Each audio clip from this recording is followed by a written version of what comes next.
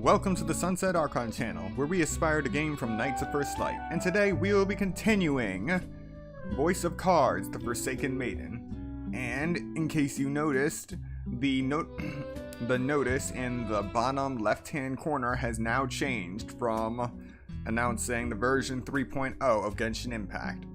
Now, in 3 days, on September 13th, Voice of Cards, the Beasts of Burden, will be releasing for both Switch and PlayStation. So hopefully we can finish Voice of Cards, the Forsaken Maiden before it comes out. Now let's get started. Previously we were escaping this underground re-education center.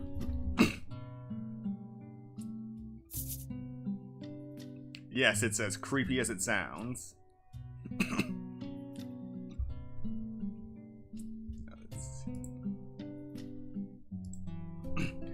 Hello, Bean. Welcome to the stream.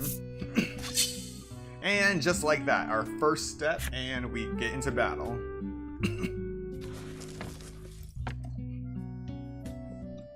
We haven't played this game since the first Knights of First Light, as we were waiting for Genshin Impact maintenance to finish.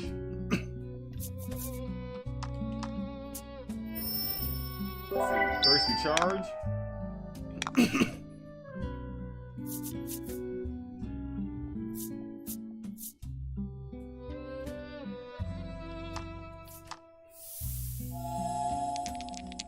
Alright, at least now we have the Ivory Maiden back, so it'll be a little easier to deal with all these enemies.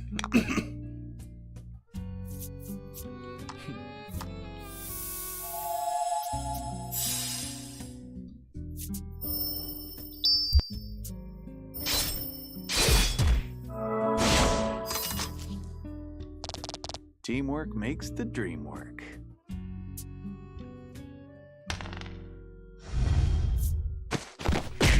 Hello, Pyra. Welcome to the stream.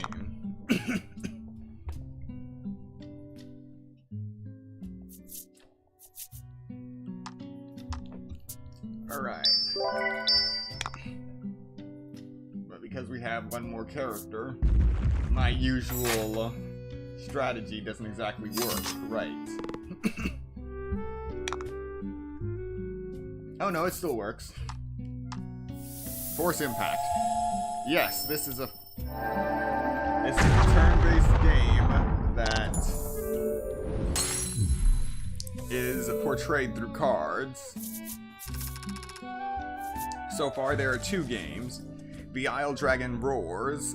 I haven't streamed that one, but I've completed it twice myself. And the second one, The Forsaken Maiden. And in 3 days, the third one will be available to play. Voice of Cards, the Beasts of Burden. You fulfilled the necessary requirements and unlocked Gargoyle's enemy story.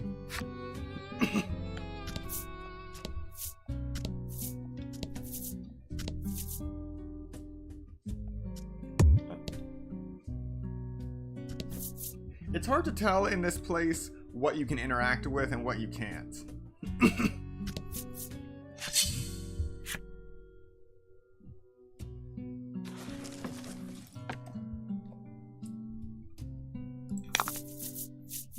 Don't hold back. Oh, don't worry, I won't.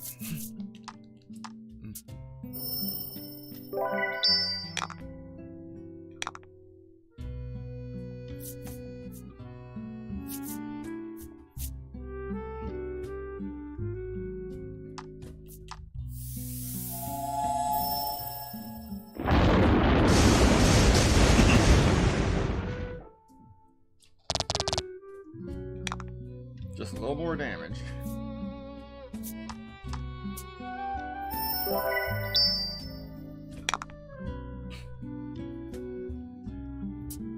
So right now I'm just trying to figure out the best way to work in this new character into my strategy. And I think I've got it.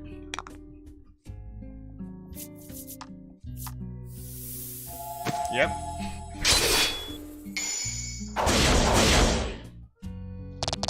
Now I can take out groups of enemies that have 40 HP.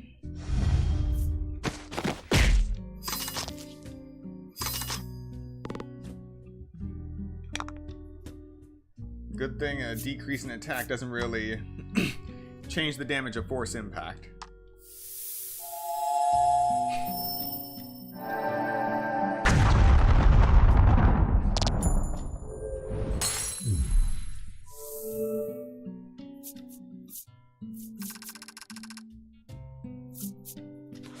So in this game, your attack stat and defense stat of your characters and the enemies don't really matter in the face of a skill with fixed damage. That makes things so much easier. And we're heading into Alabaster City now. We have finally escaped. You open the door and find yourselves back in the city, bathed in white light. You rejoice, having escaped from the heavily guarded Foundation. After everything that's transpired, though, you know that the Ivory Maiden and her attendant cannot remain in the city. Lanka expresses a desire to travel the world with Krim. I think that's a great idea, Krim praises. Of course it is, Lanka replies somewhat bashfully. And now we skip town, for obvious reasons.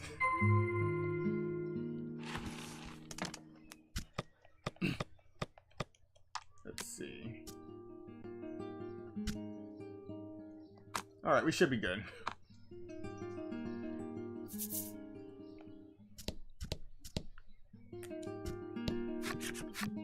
There they are. You hear the shout of a soldier as you try to flee the city.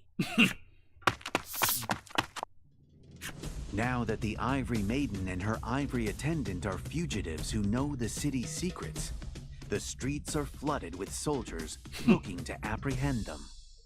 You're overwhelmed by the number of soldiers and are quickly surrounded. You have no recourse but to fight.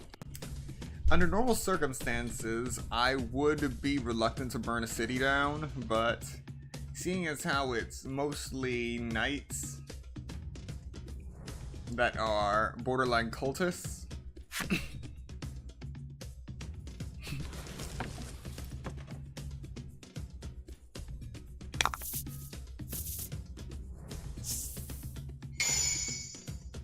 fight them off. all right, let's rock.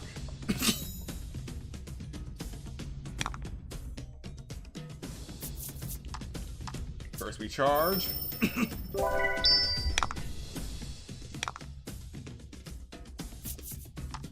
Then we smite them all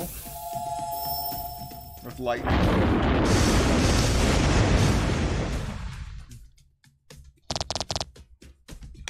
This is good. This is progress. Now we generate 2 more gems for a total of 7 once the main character's turn comes around.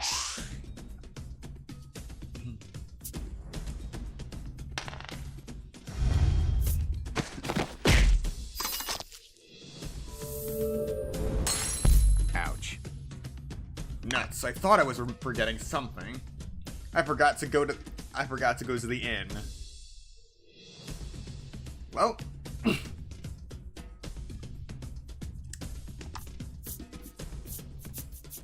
okay. So we're not completely screwed.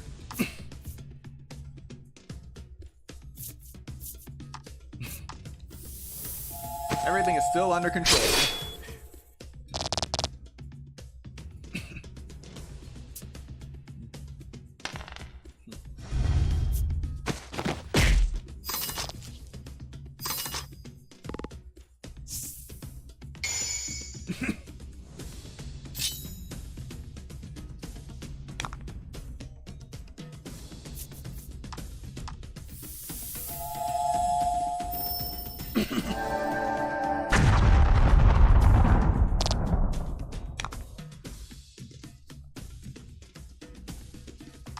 Alright, next we use the Inspire Elixir.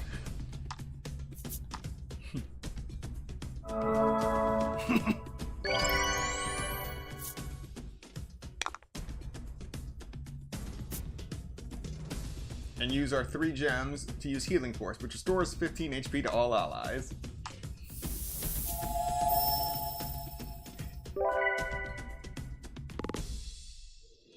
And now they're pretty much back where they started.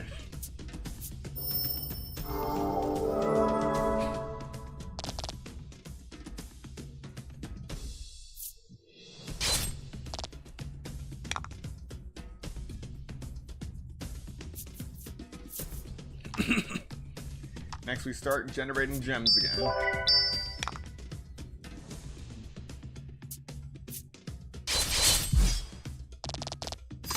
It looks like that gem landed on top of the first gem. Alright, we gained another gem. That was pure luck right there, but now we can finish this off in one turn. With one force impact.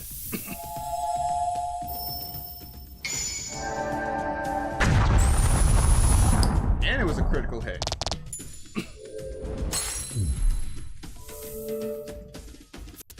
No mercy to the cruel foundation. And we finally got a level up. And we finally learned a new skill, Tempest. So now I can trade out my current wind skill out for Tempest. Deals attack plus 10 wind damage to all enemies.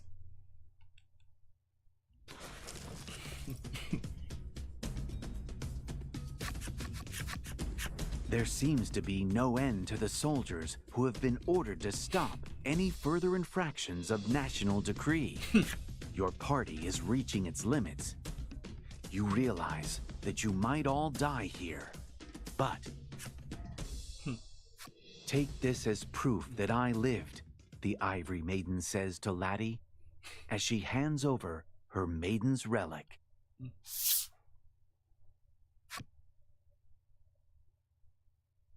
Let's go, Krim. I'm with you, Lanka. After briefly speaking to each other, the two rush into the crowd to save your lives. We live by our own will.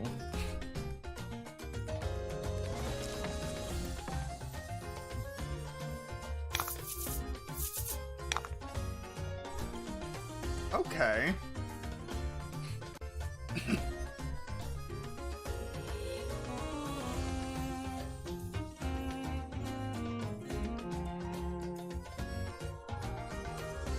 I am most definitely screwed.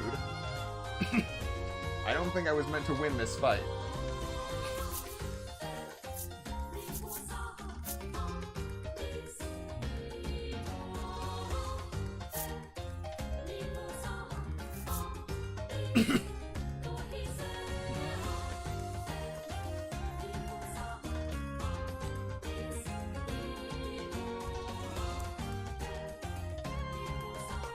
Yeah. If I played this right, I could probably turn it into a battle of attrition.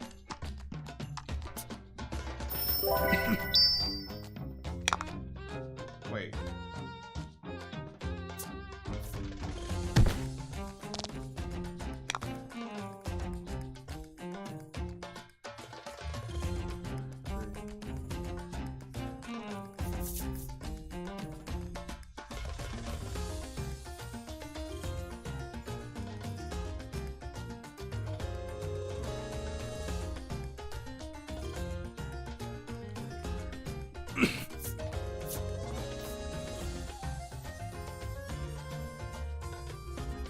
Okay, I have a plan.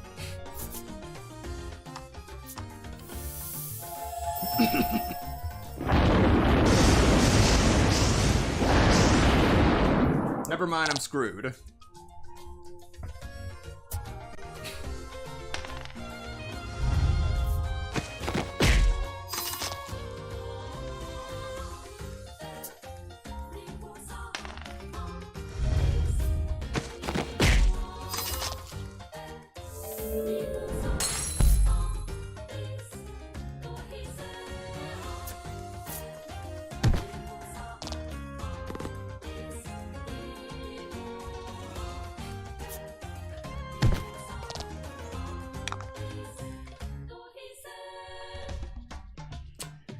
So yeah, my plan hinged on actually being able to do damage, but it didn't occur to me that the Ivory Maiden actually gave away the Maiden's Relic canonically, so I am fighting without a weapon. So my attack power dropped like a stone. So when I use Thunderstorm, which does attack plus 4 damage, basically against enemies with 25 to 26 defense, it doesn't do jack.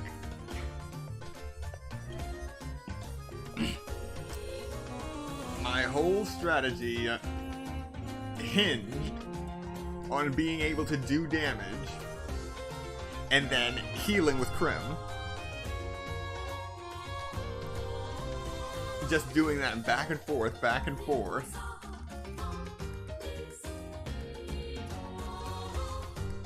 But no. That would be too easy. And these two can't level up, so simply grinding wouldn't be enough to win.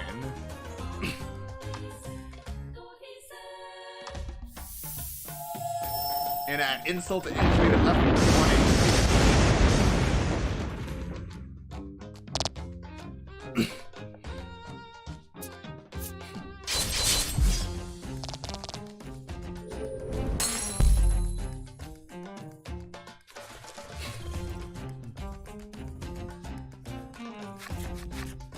It's a losing battle. The sharp blades of the soldiers cut through the women.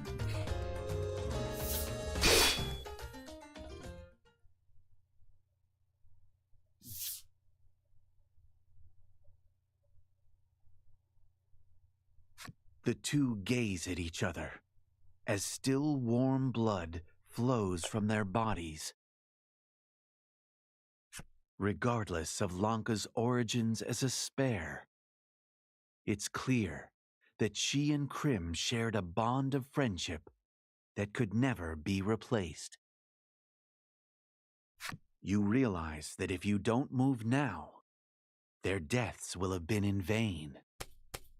You take Laddie, who screams silently at the death of her friends, and flee the city.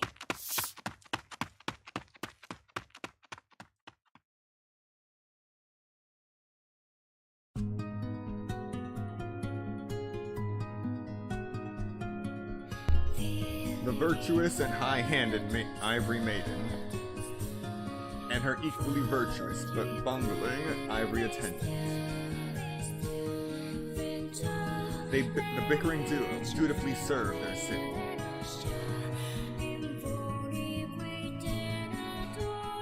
While obeying orders, a startling truth is laid bare. The pristine city hides a dark secret.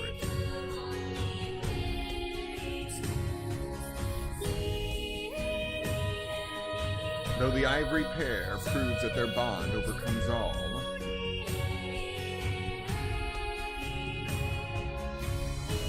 their robes are stained red with each other's blood.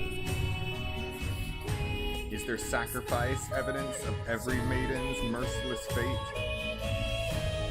The tale of the Ivory Maiden. Finn.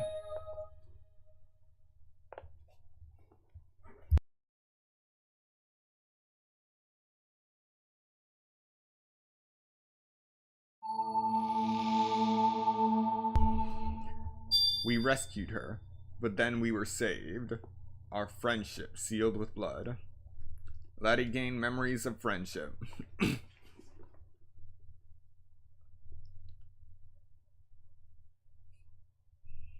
Yeah. I honestly thought we'd get away this time.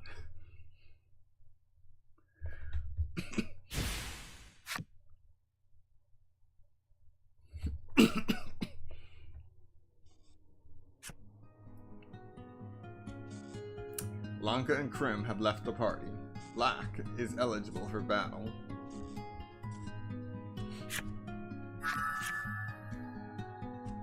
You and Laddie learned a new link skill, Starlight Veil. Deal attack plus 20 light damage to all enemies. Add 5 to the party's defense for 3 turns. But at what cost?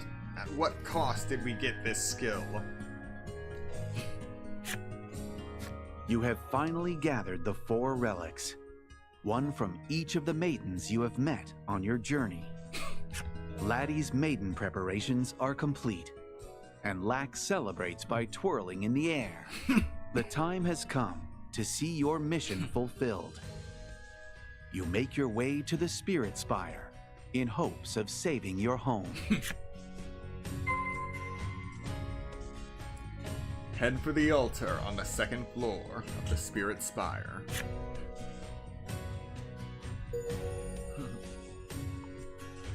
You fulfilled the necessary requirements and unlocked Lanka's flipside story. You fulfilled the necessary requirements and unlocked Krim's flipside story.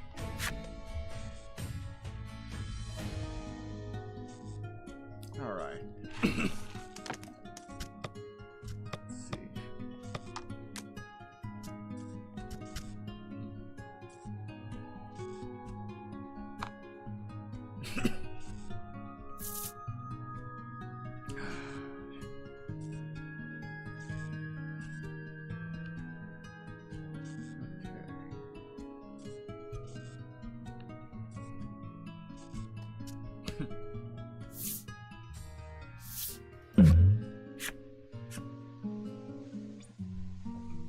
The shipwreck seems to be a mere husk of what was once a passenger vessel.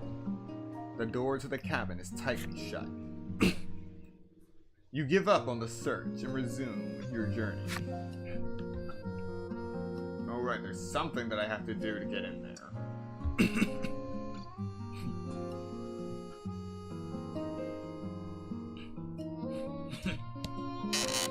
You discover a shipwreck. You climb aboard and begin searching for anything useful. Got 500 gold.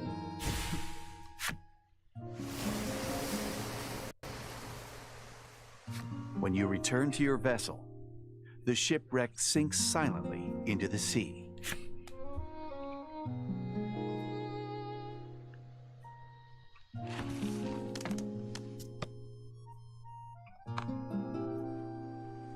Got almost 40,000 gold.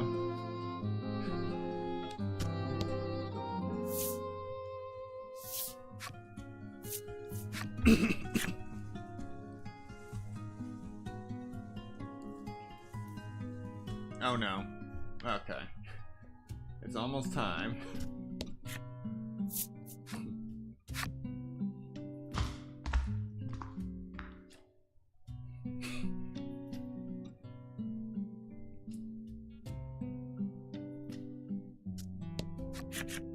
Your adventure began when you met Lack at this very altar. The self-proclaimed spirit told you that Laddie could become a maiden if you brought all the maiden's relics back to this spire. The memories of the other maidens now reside within the relics as pure light.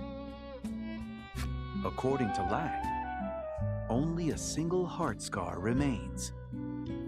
You need only heal it with the relic's light.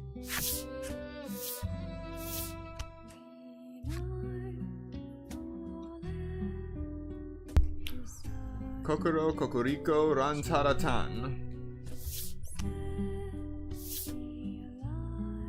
With the sound of Lack's familiar chant in your ears, you once again enter the heart's domain. It's a miracle I haven't bit my tongue saying that yet. You see a door within the blinding light.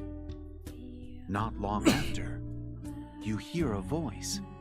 Beyond the door lies Laddie's unconscious mind, the voice says, though you have no idea what that means. The voice then delivers a warning. A half-hearted attempt will only end in heartbreak. Would you still see what lies beyond the door? The voice asks. Yes. The sound of a begrudging sigh fills the air as the door opens. Pass through the door and make for the land of woe. There I will. The mysterious voice echoes in your head as your consciousness fades. When you awake, your mind feels hazy, and you find yourself wondering what that voice from earlier was. Laddie, noticing your distant gaze, looks at you in concern.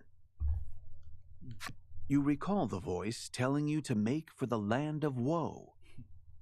With no other leads, you decide to do as it says. Leave the spirit spire. As if there's any other way to go.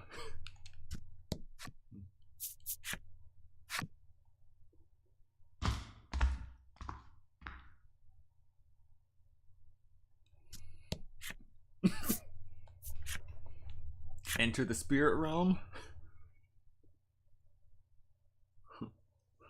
After healing multiple heart scars with the help of the Maiden's relics, Laddie's heart's domain is starting to return to normal. As you gaze around, your eyes become transfixed on an area in the east that is still shrouded in black.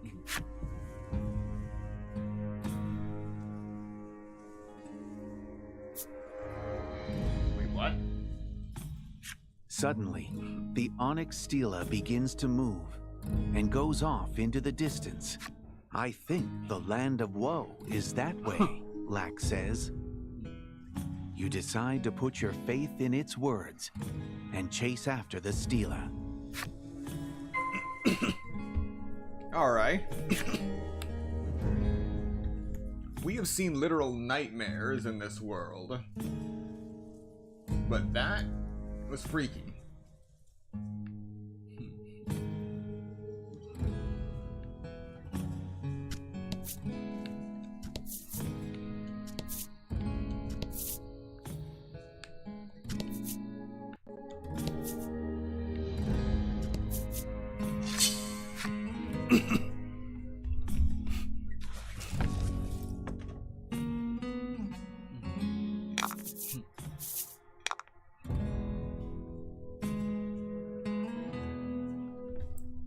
And now that we are without Krim, we don't have access to her contemplate skill, which adds 2 extra gems. So we are on our own with what we have.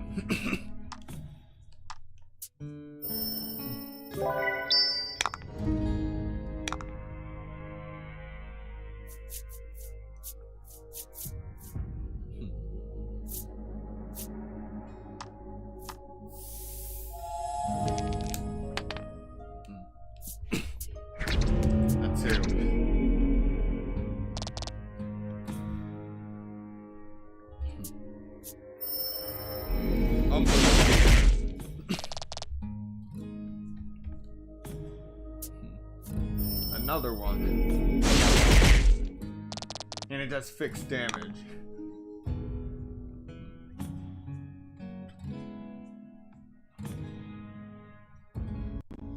Okay, we're good.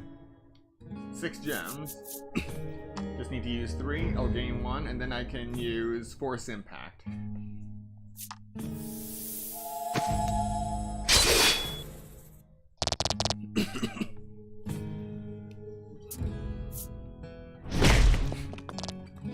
Ow.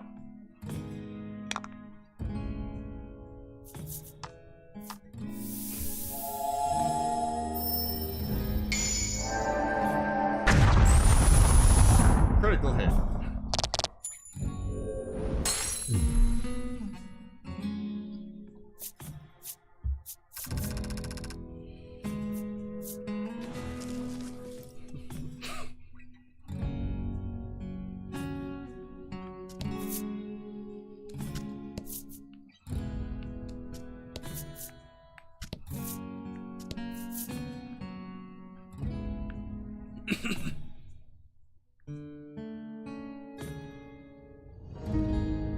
Alright, we're just gonna head for the steal for now. We'll worry about flipping every card later.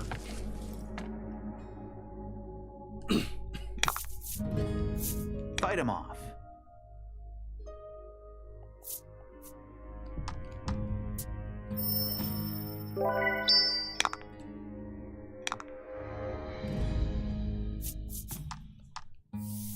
Come on, big numbers, big numbers, big numbers. 4 greater, 4 greater. 4.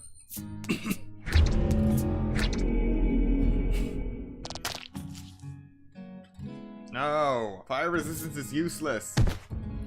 I don't have anyone that uses fire.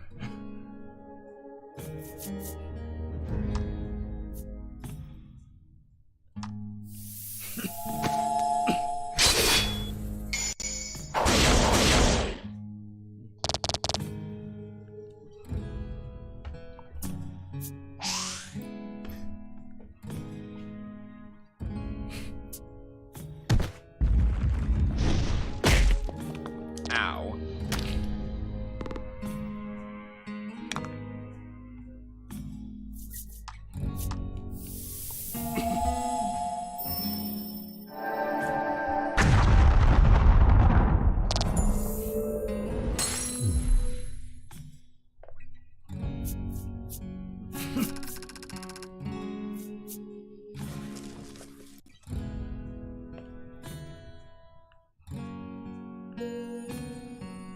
You fulfilled the necessary requirements and unlocked the Gazing's enemy story. Most likely the Gazing is that eye monster. Alright. So it's over here.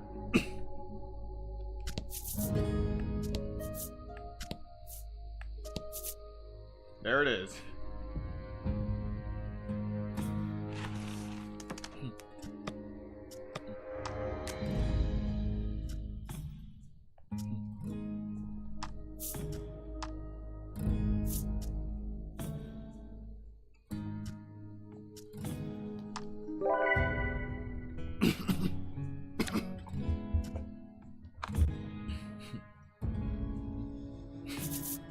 All right. Definitely should save.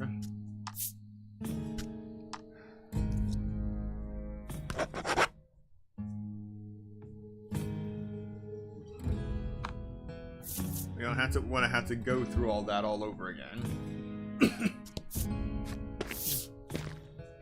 You manage to catch up with the Onyx Stealer. Just where do you think you're going, you ask, as you give it a tap? When...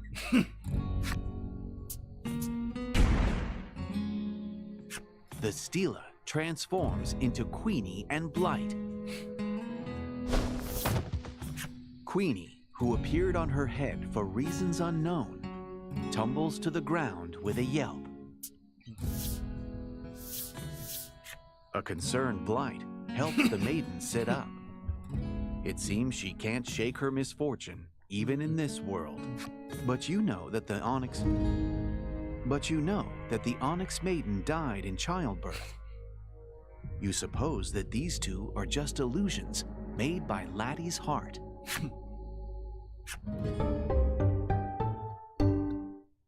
Queenie and Blight have joined your party. Lack is no longer eligible for battle. Punchline? I have completely forgotten how I used to fight with them. I didn't expect them to come back. But, I'll take it. Make your way to the land of woe in the east of the Heart's domain.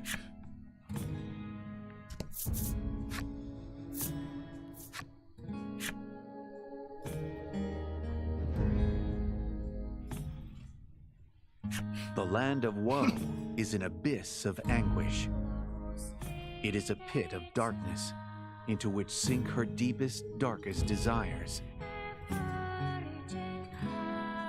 Well, yes, you can see that when everything is black and white and gloomy. One moment.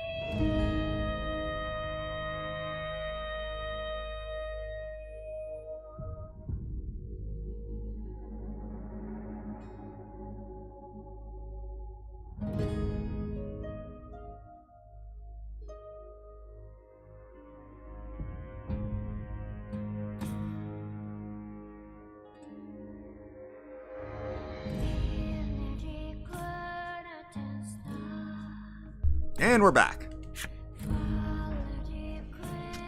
Oh.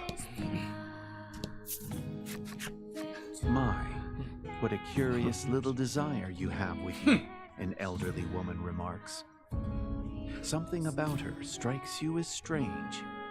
Lack, suddenly on the opposite end of that woman's stare, angrily retorts, "My name's not Desire." The woman explains that the queen has ordered all her subjects to keep black shadows called Desires as pets. Interesting. Only with greed can you proceed, she tells you, before mysteriously vanishing.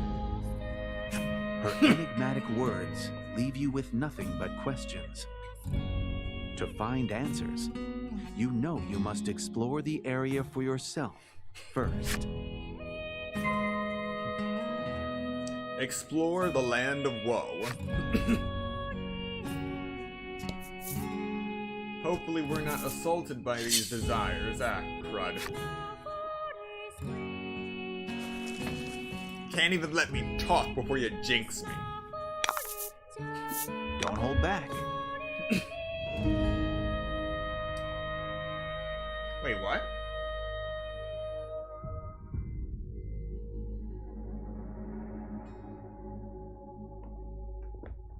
Hang on, what just happened? Why do I already have 4 gems?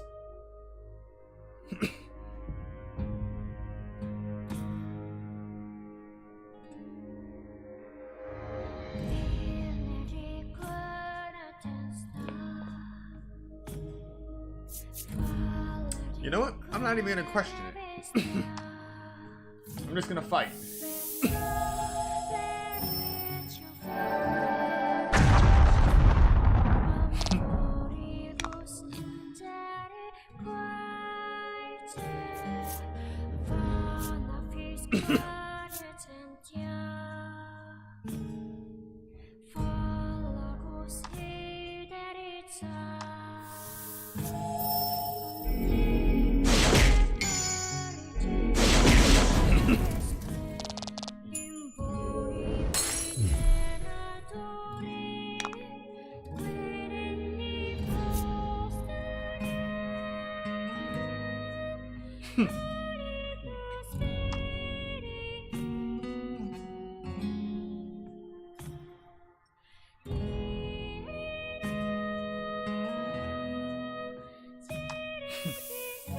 Alright, come on. Big numbers, big numbers. 6.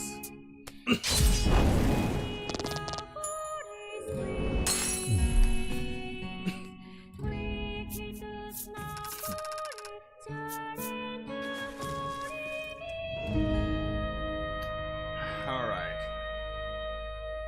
So now we know that everything here is hostile.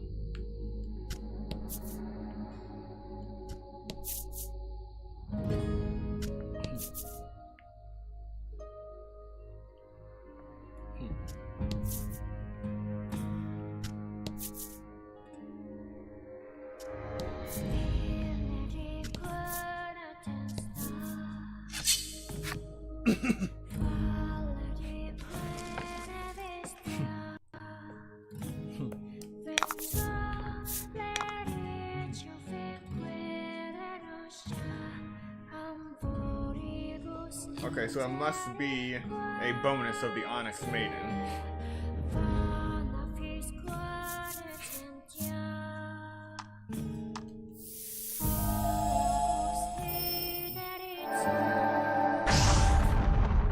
Aw, come on! Why'd you have to go and do something like dodge?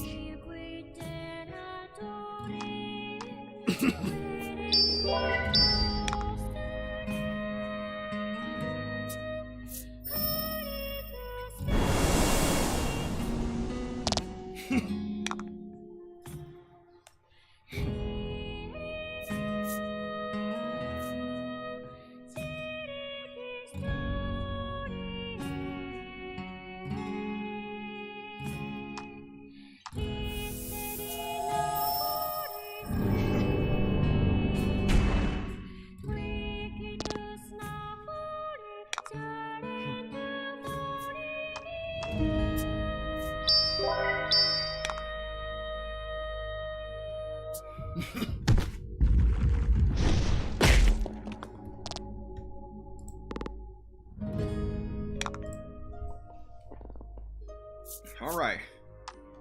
One more force impact.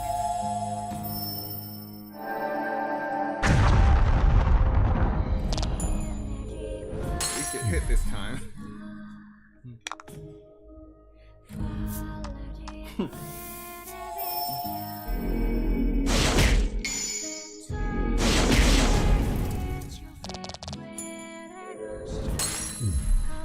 And now I know that will do the trick too.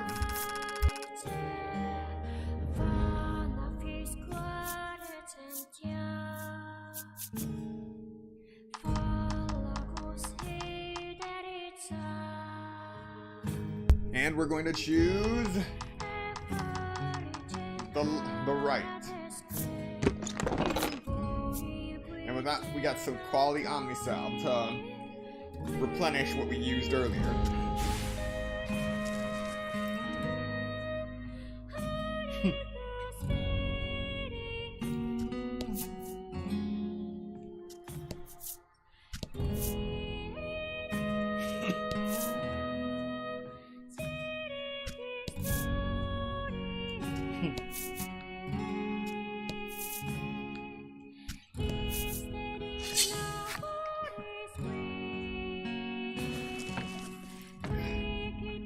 Trying to cover as much ground as possible between each battle. Fight him off.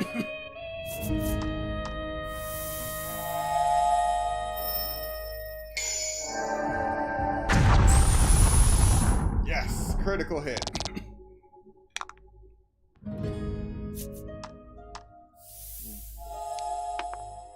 Five.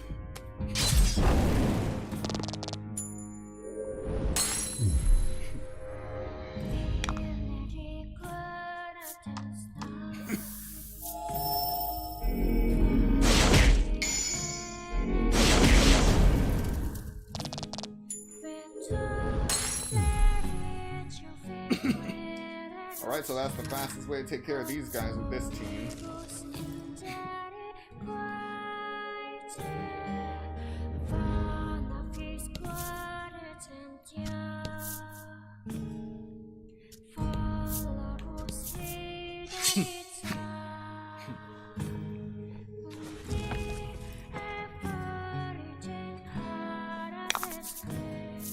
Show him what you got.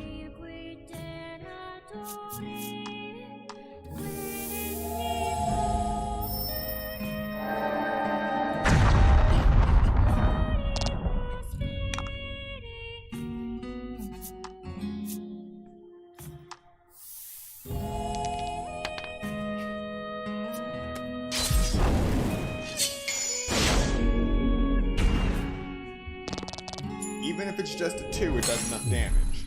Magnificent.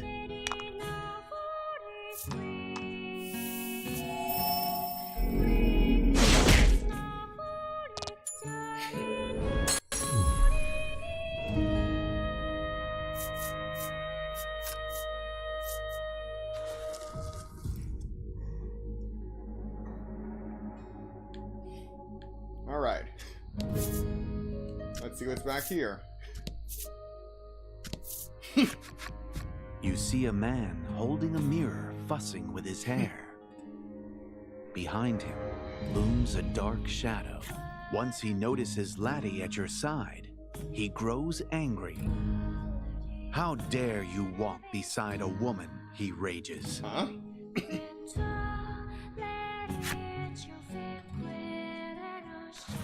Wait, what?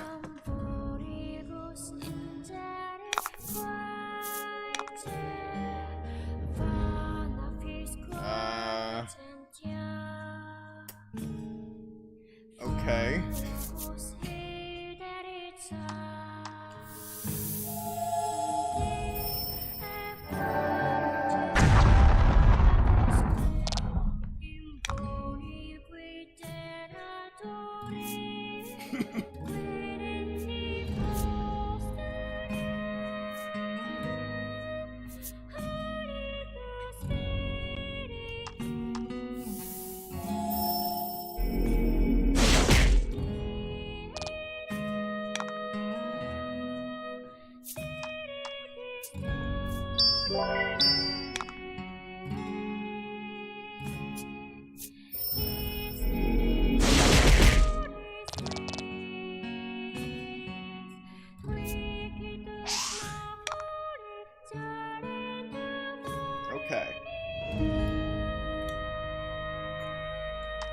Just a normal attack against this one.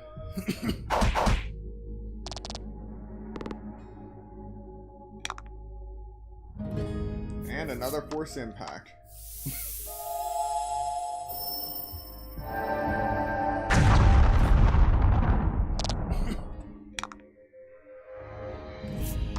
Shadow Bolt.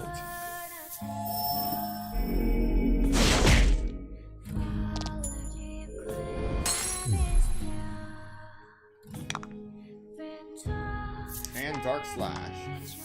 Come on, big numbers, big numbers. 5.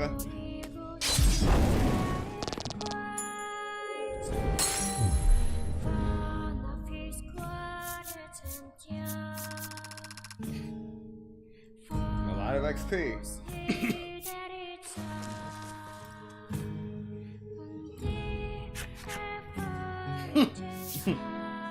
The shadow melts into your body. His desire gone, the man glares at you with disdain. Greedy jerk, he scowls. What just happened?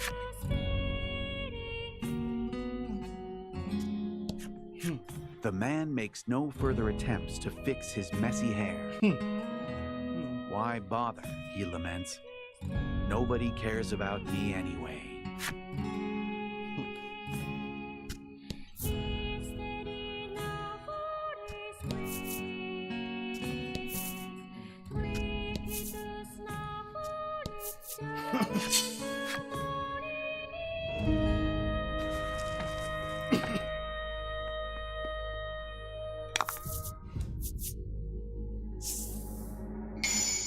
Multiple experience earned from victory by 2.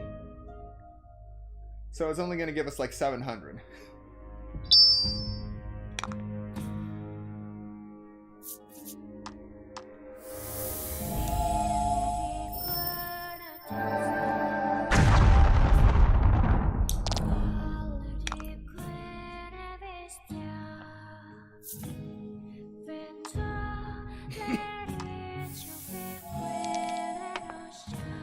Six.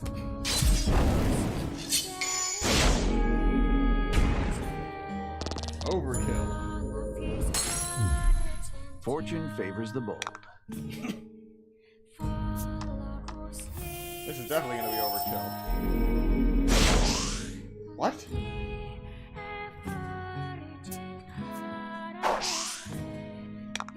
A miss for a miss.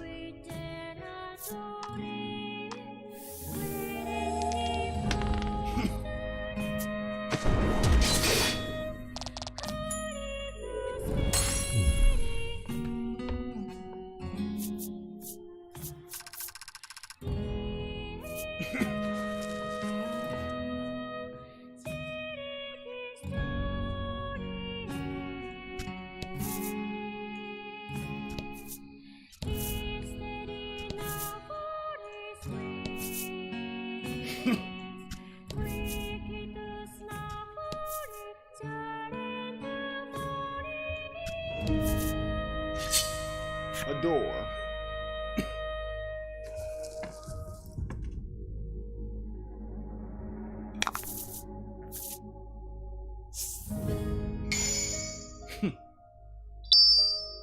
Don't hold back. I never do. Come on, critical.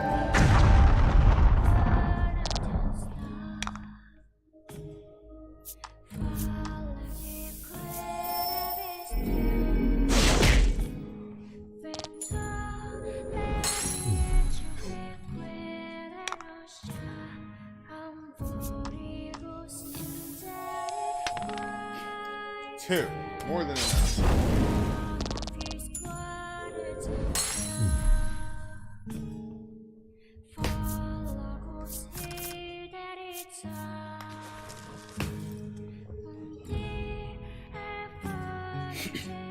Now let's see what's behind door number 1. The door exudes a sinister aura. When you attempt to take the handle, your hand is repelled by a mysterious power. You recall the old woman's words. Only with greed can you proceed? Explore the area and find a way to open the gate. Simple enough.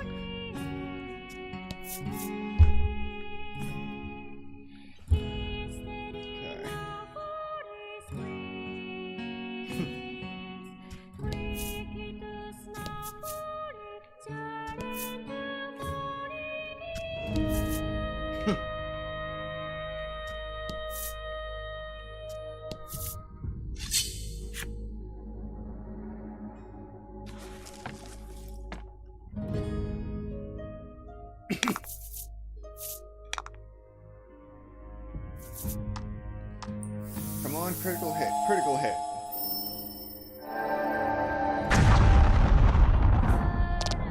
No such luck.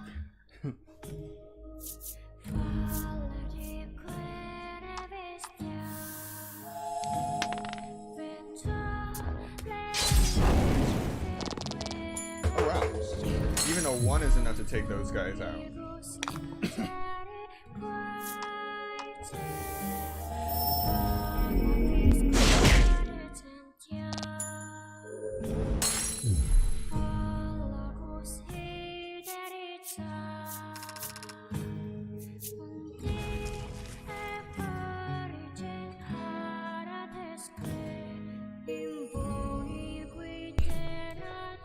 You fulfilled the necessary requirements and unlocked the Unsettled's enemy story.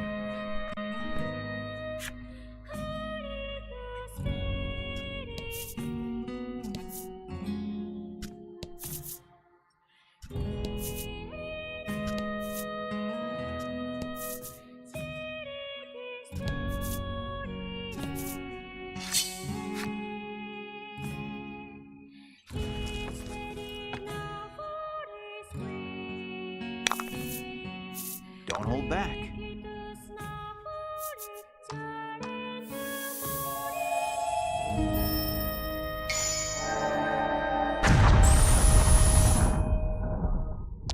Critical hit.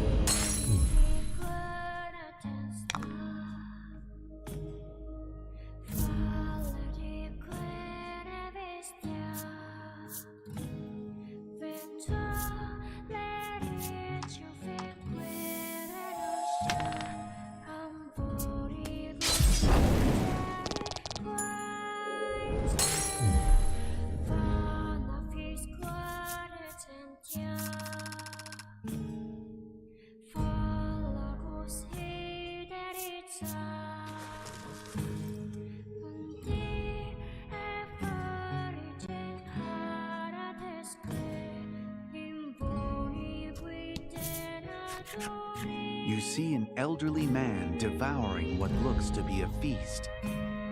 Behind him looms a dark shadow. He then looks at Lack and licks his lips. Ah, you'll make a fine dessert, he murmurs hungrily.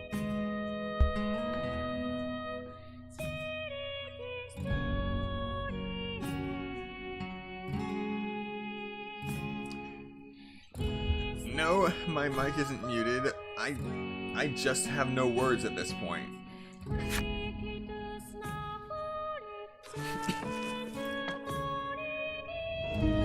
That guy's especially twisted.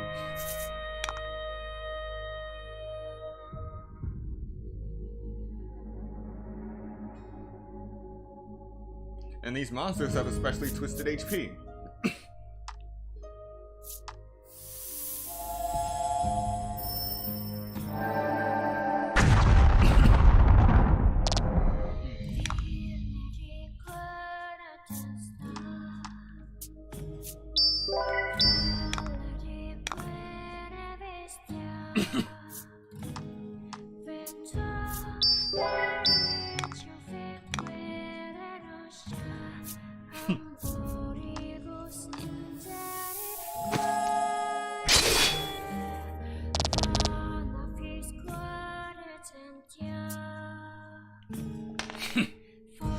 Oh boy.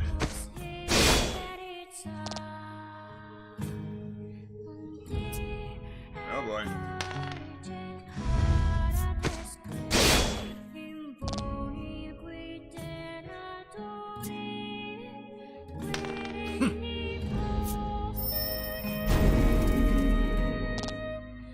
Nuts.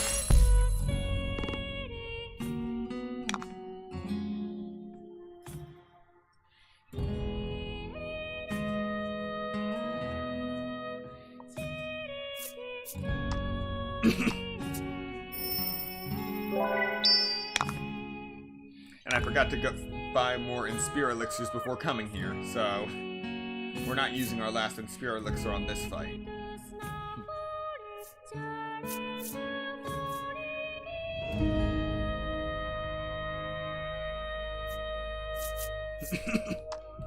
So we're just gonna make do with what we have.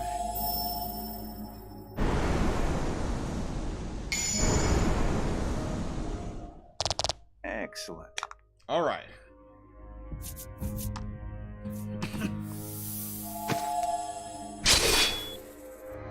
And nothing dodged.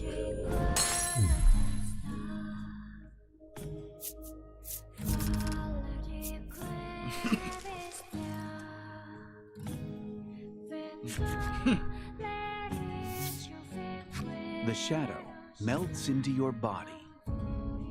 His desire gone, the man begins to drool. Your greed is insatiable, he spits in disgust. You hear what sounds like a lock coming undone. Perhaps a door has opened somewhere. Alright, but first, we're gonna heal.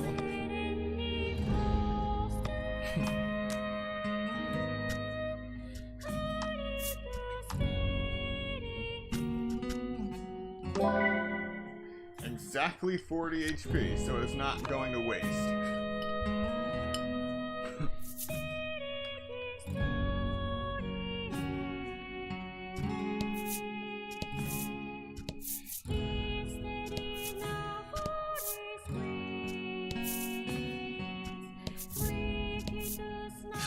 Alright, a chest.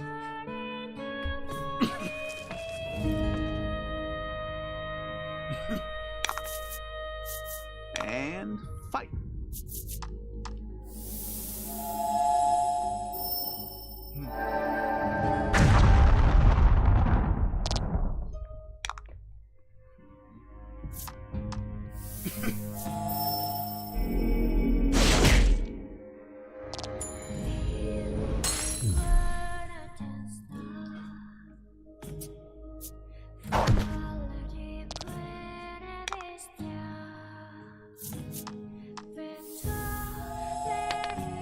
Six.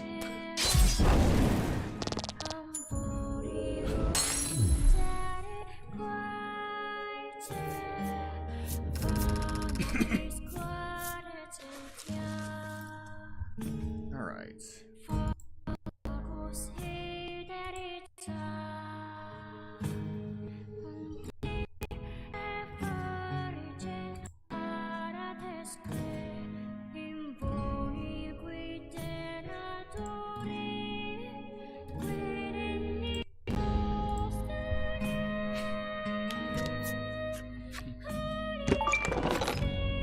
A ring of protection 2, imbued with stronger protective magic. Let's see if I was ever using the first ring of protection. Nope, ring of evasion, ring of life.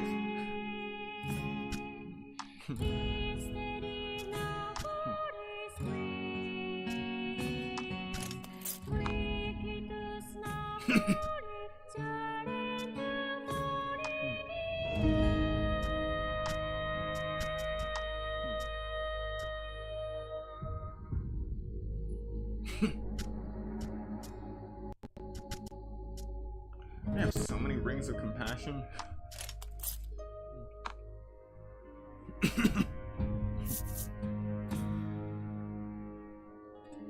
Alright. Off to the door. The door exudes a sinister aura.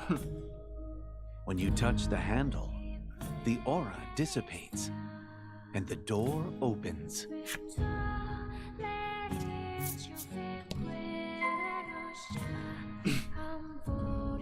Head through the gate in the land of woe. Enter land of woe middle? Yes.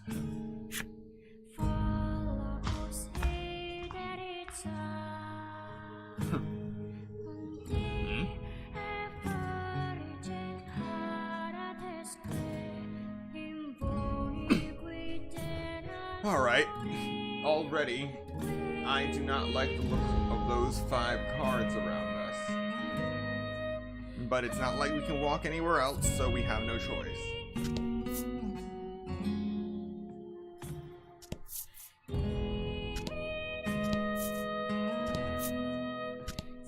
Alright, nothing appears to have happened.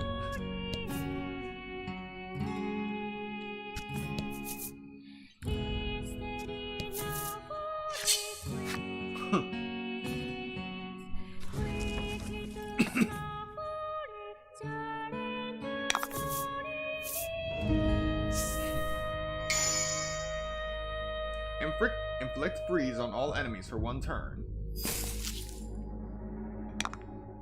Oh, this is perfect.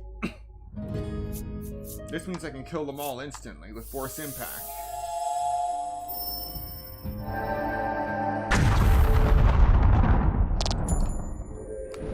Because when enemies are frozen, they take double damage.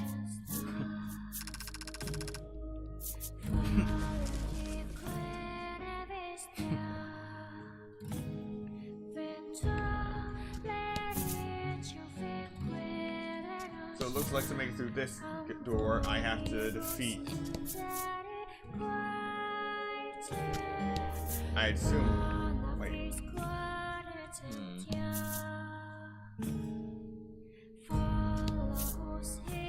Yeah. The shadowy desire suddenly leaps at you.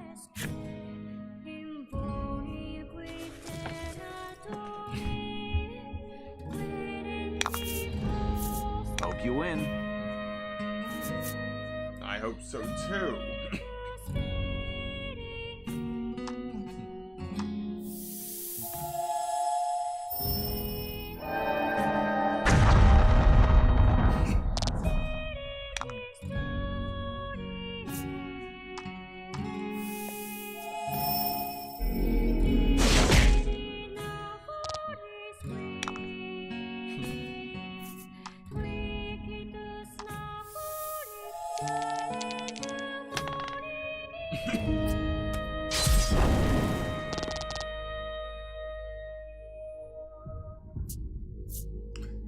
Training thrust? Oh no.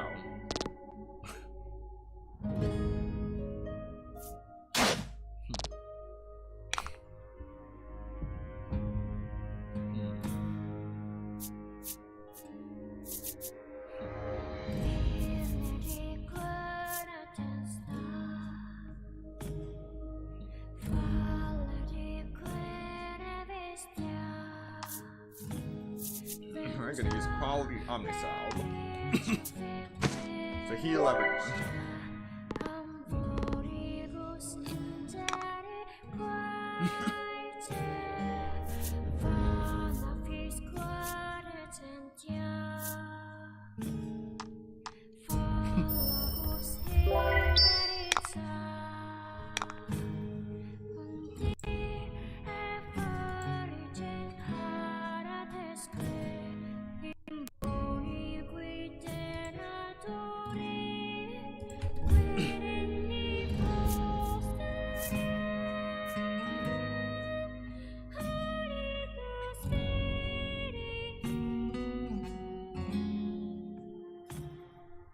Okay, I'll use Element of Darkness.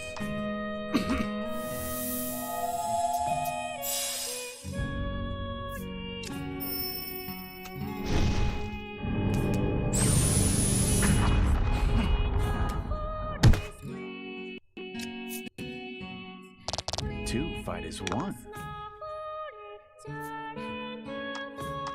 charge.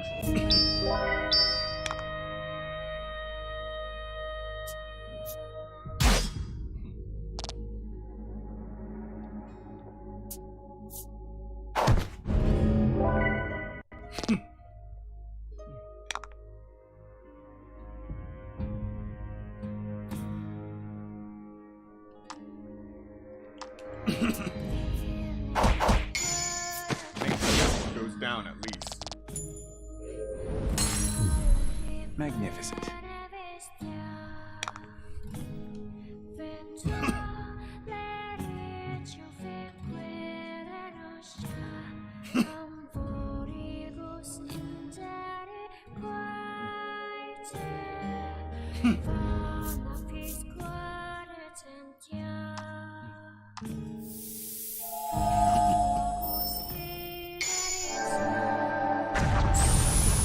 Critical hit. Magnificent.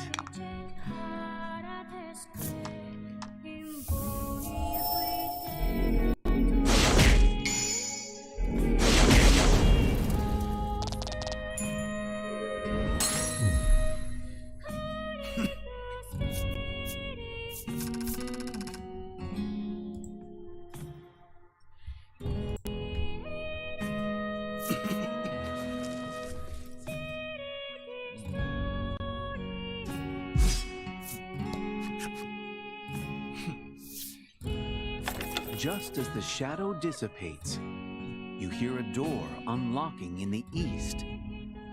It sounds like a new path has opened. I like how they tell you which door unlocked. The door exudes a sinister aura.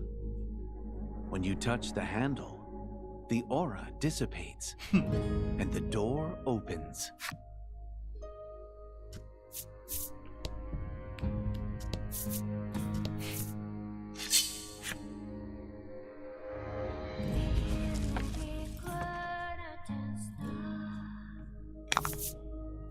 Hope you win. Oh. Okay then. Things just got real.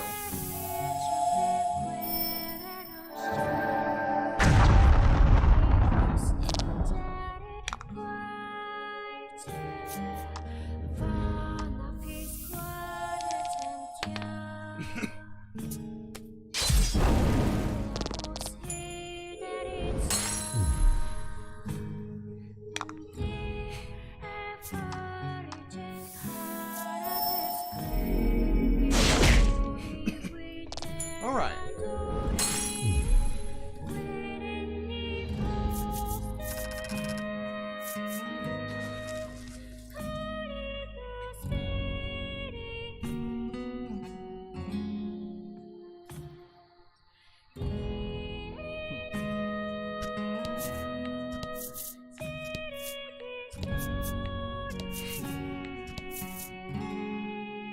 There's our target.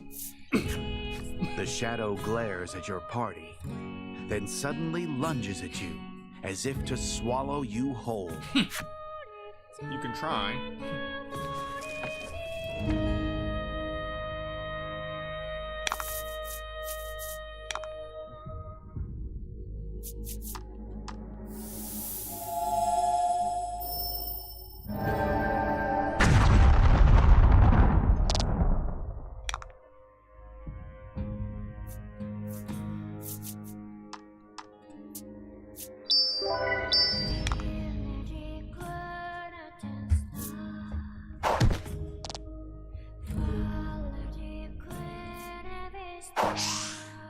Miss.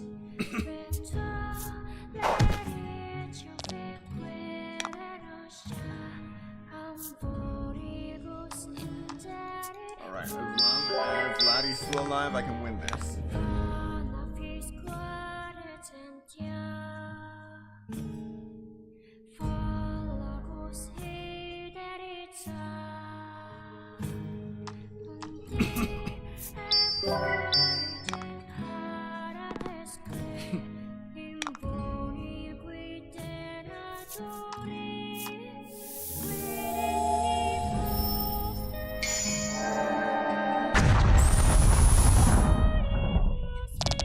magnificent. Couldn't ask for a better setup.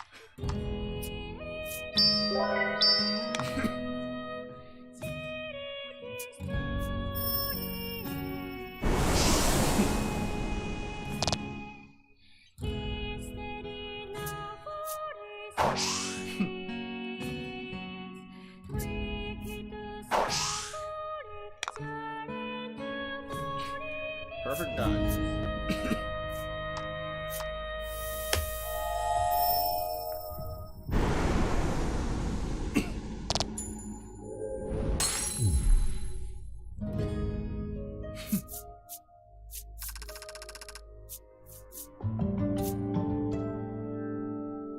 And thanks to all of those insane gains in experience, Laddie leveled up. And learned a new skill, Guardian. Add 5 to all allies' defense for 3 turns.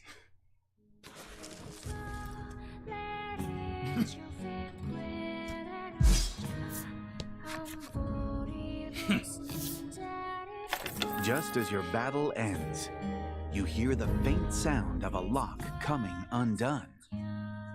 It seems a door somewhere has opened.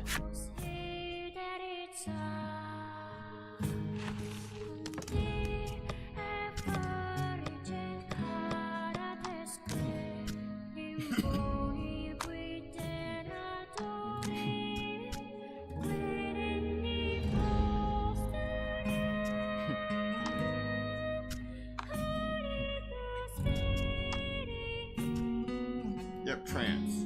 Generate 1 gem at the start of battle and the power of dreams.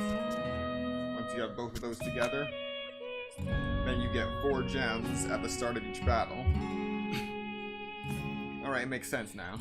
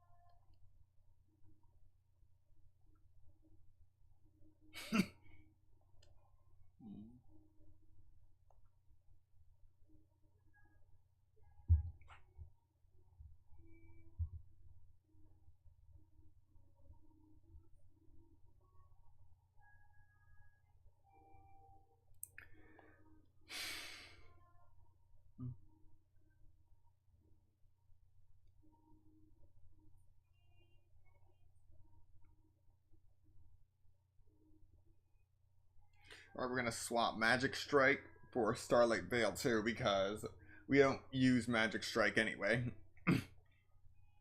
We always use Charge if we're just trying to wait a turn.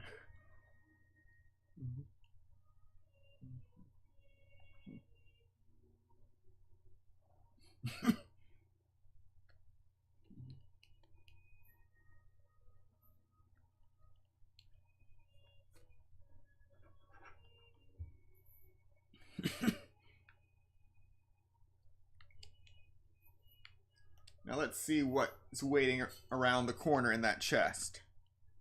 Because there is a chest there. I'm sure of it.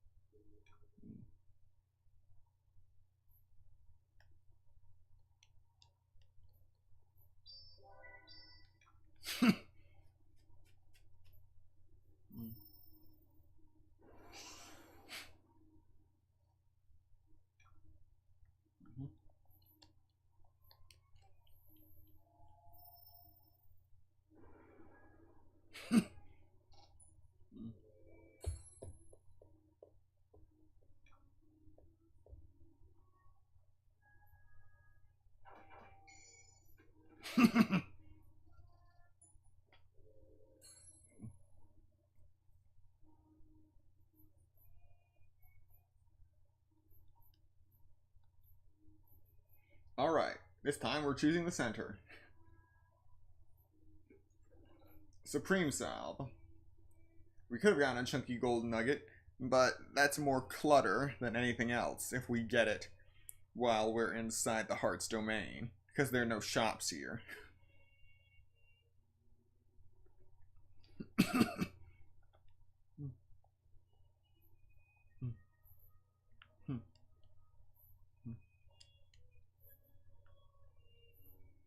There it is. Told you there was a chest here. Quality Omnisalve.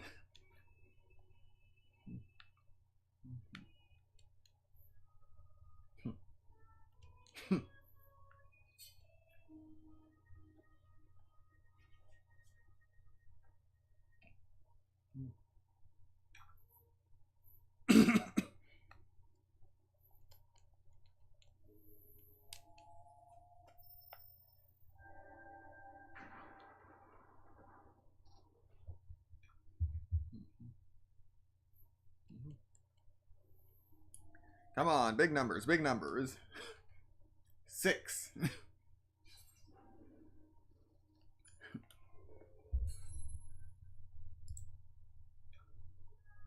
Ah. Sound, the audio gave out again. Hang on.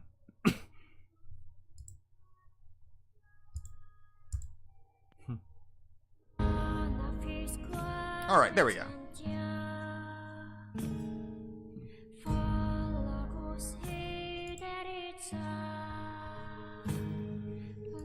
Really got to figure out how to put some kind of notification on that whenever the audio cuts out.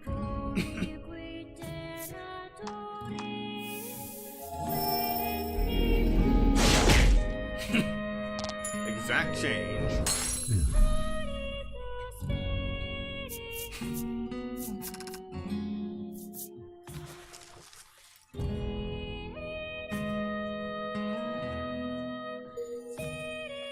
You've fulfilled the necessary requirements and unlocked the Reptance enemy story.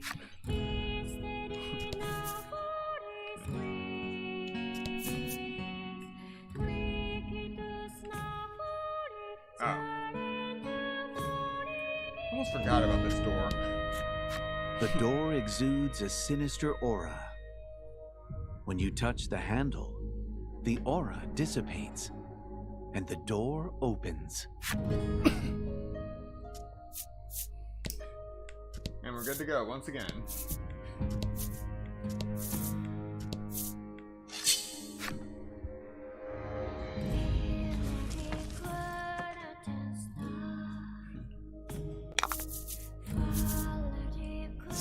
Come on. Oh, gained 3 gems. All right.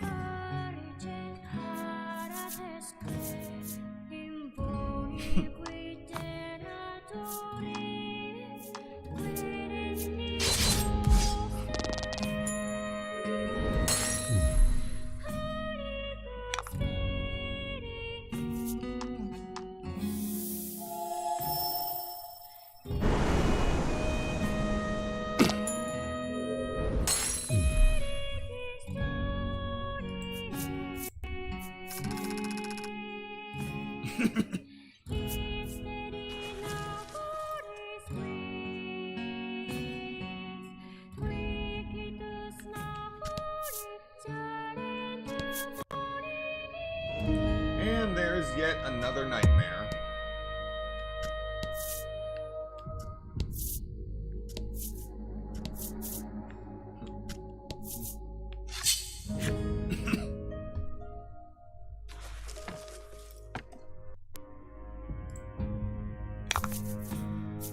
Fight him off.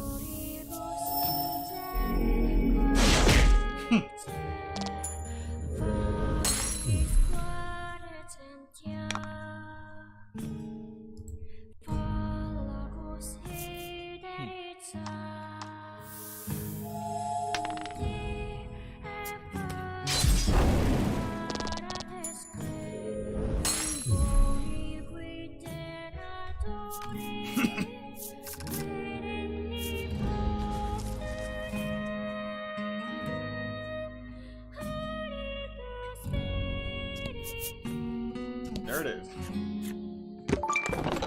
Yes! An Inspire Elixir. I knew there had to be at least one lying around this nightmare area.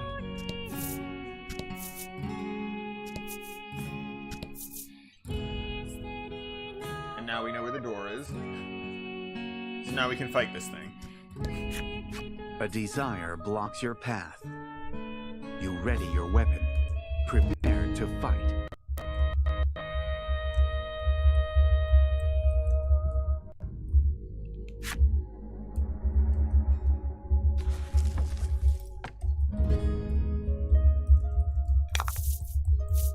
And fight.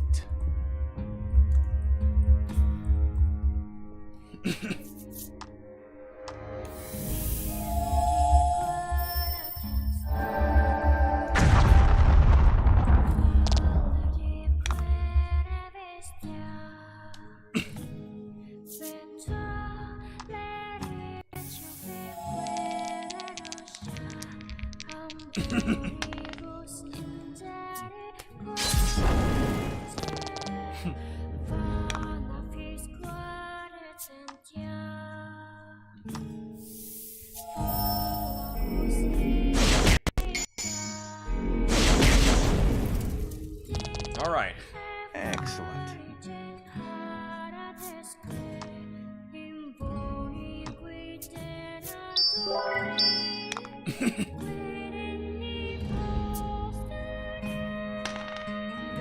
Yes, no seal.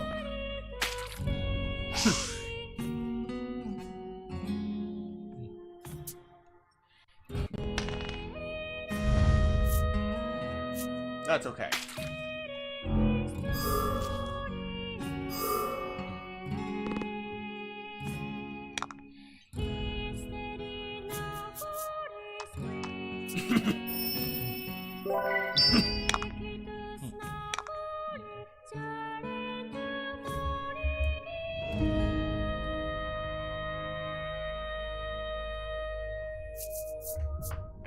Okay.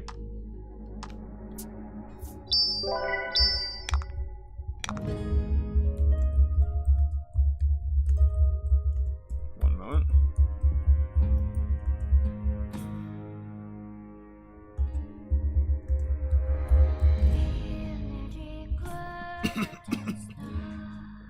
All right.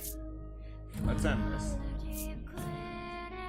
We got a lot of gems now.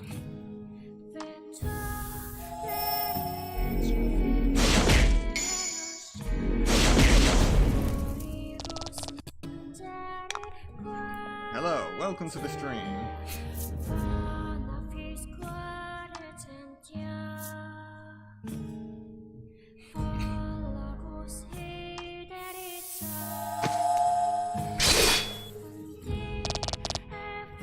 Alright, now we can finish this all in one move.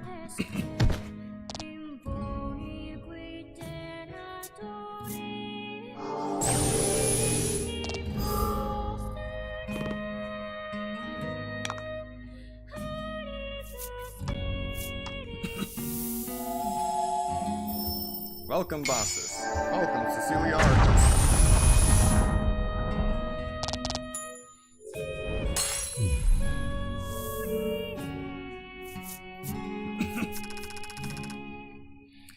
Let's see. I'm not sure what it is, but I am going to assume you'd be pretty screwed.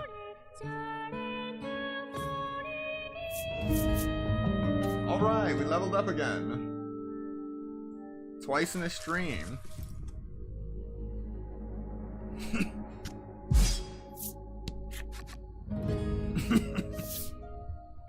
As the shadow disappears, you hear a door unlocking in the east. Alrighty, whatever you do, do not share your results in the chat, whatever it may be.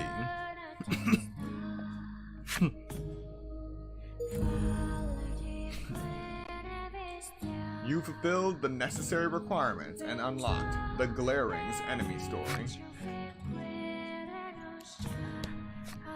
The door exudes a sinister aura. When you touch the handle, the aura dissipates, and the door opens.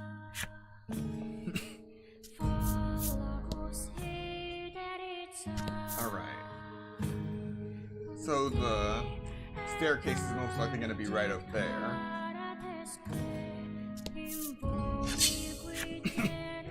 Which leaves a wide open space for us to go through. Okay. Remember, don't share.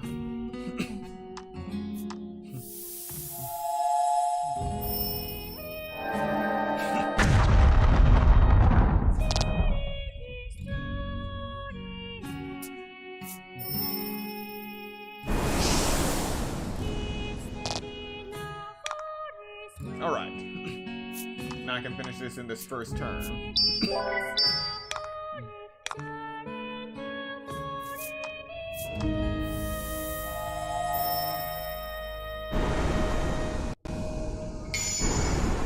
Critical hit. And once again, welcome to everyone who just came into the stream.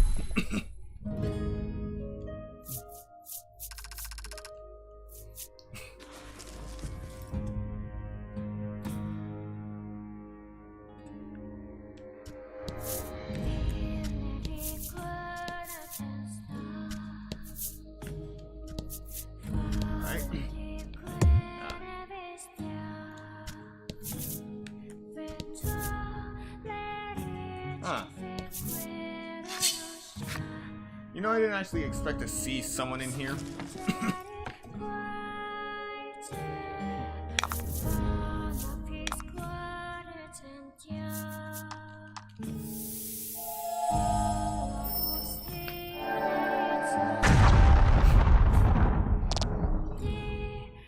Thought it was Eula for a second.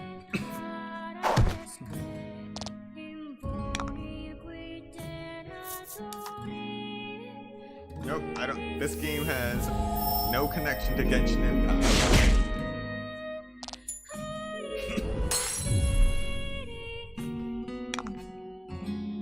This is just a nice RPG I've taken a liking to since the Isle Dragon Roars. And the third game in the series, The Beasts of Burden, is coming out this Tuesday, September 13th. And I plan on streaming it that too.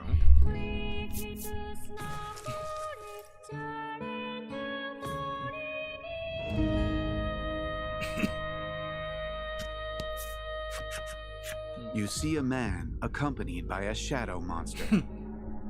Just as you're about to speak to him, though, the shadow swallows the man. You start to wonder if all the shadows here were humans engulfed in desire. While you are lost in thought, the desire rushes at you. Charming.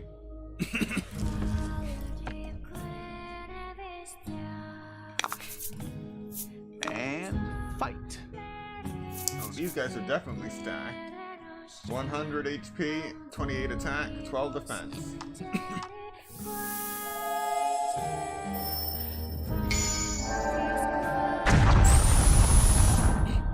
Critical hit with 37 points of damage.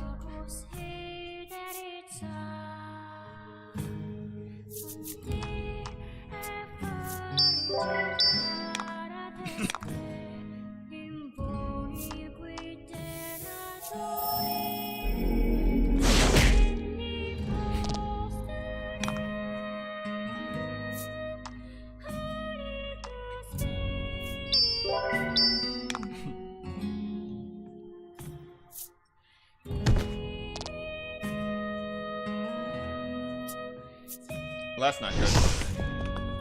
Alright, he actually dodged.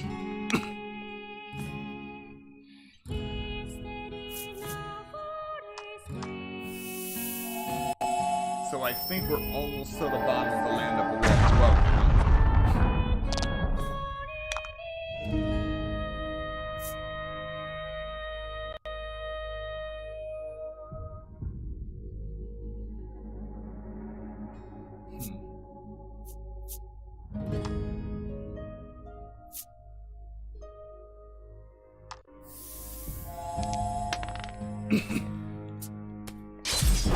Yes!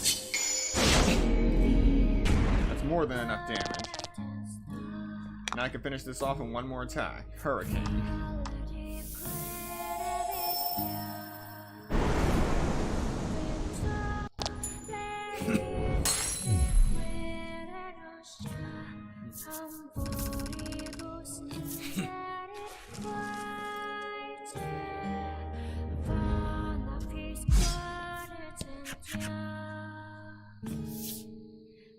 After slaying the desire, you hear a noise from the south. It sounds like a new path has opened.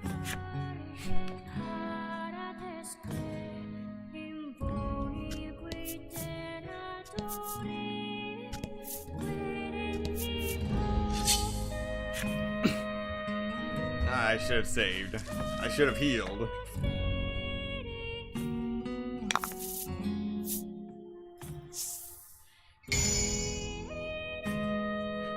Yep.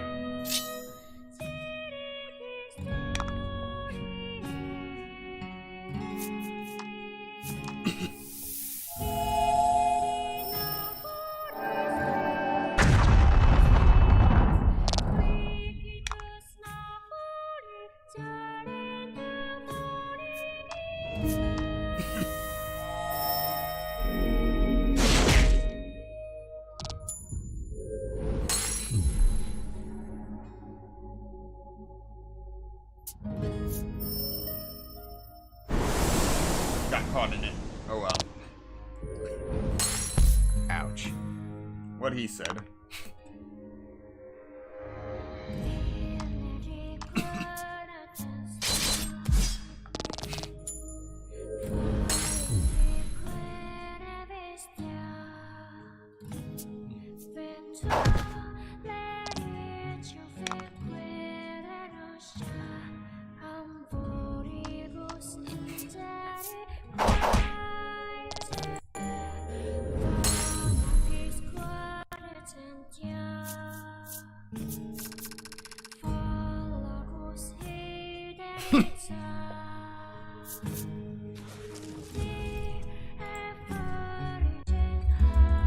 Alright, we're almost there.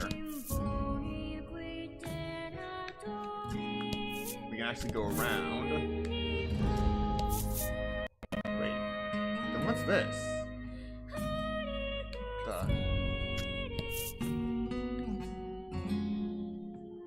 Oh, you must be able to come up from down below. Enter the land of woe depths? Yes.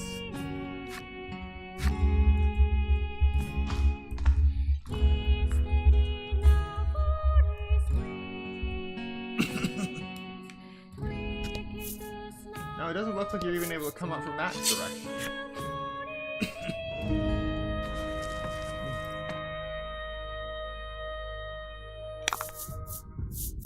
Hope you win. I know I'll win. And I forgot to heal. Again.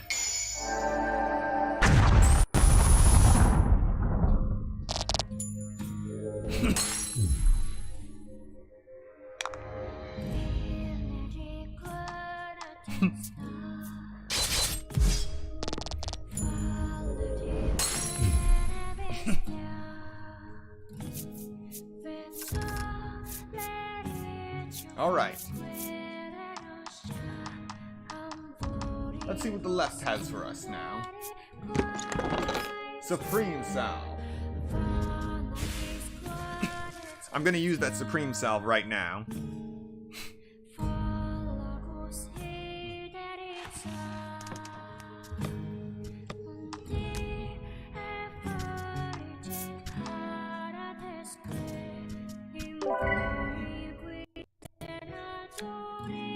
I'm also going to use a quality salve.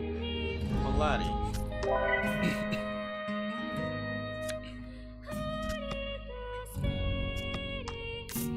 And now save after everything we've been through.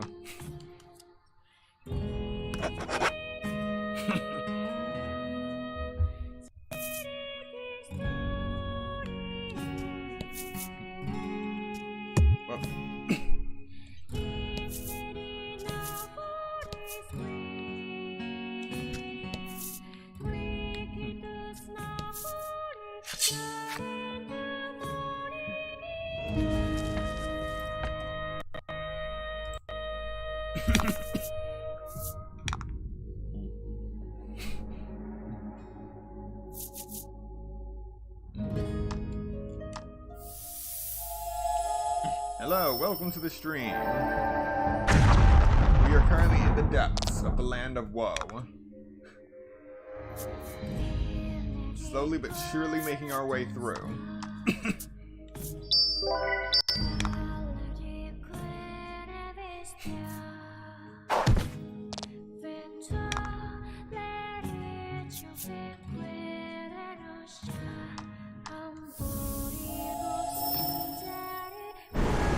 Yes! Critical hit.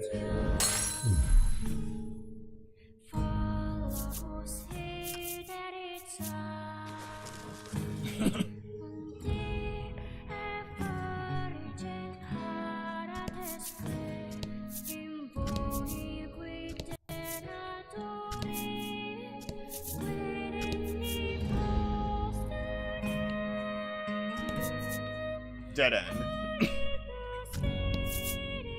Dead end.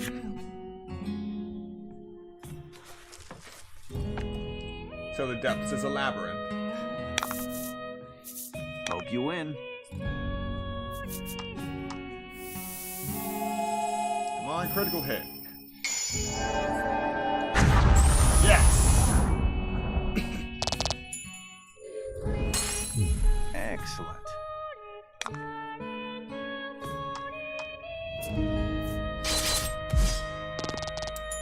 No, it is not available on mobile, as far as I'm aware.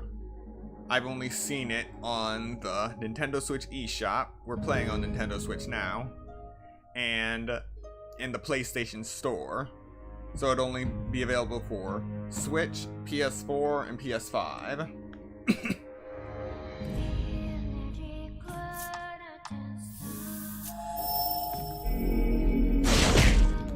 But with the design of the game, you'd think that it would be available for mobile. Because if you're playing in handheld mode on the Switch, it does require you to... There is an option to use the touchscreen to tap the cards and then swipe them up to do the commands.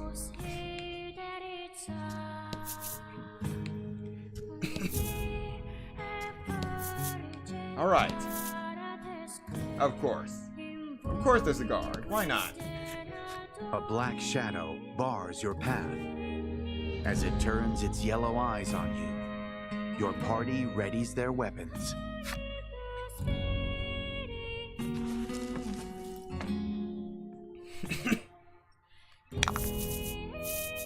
Show 'em what you got. Gladly.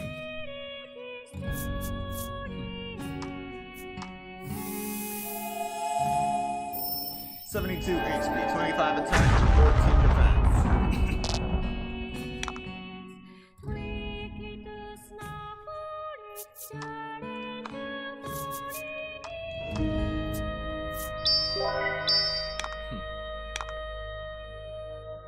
Just keep charging.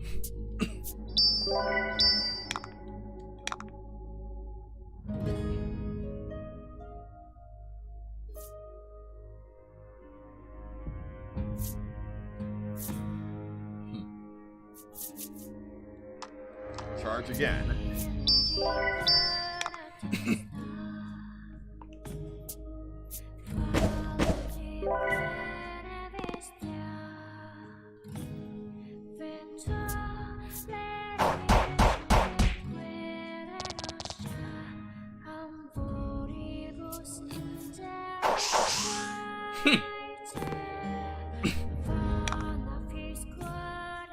Two times 0 is still 0.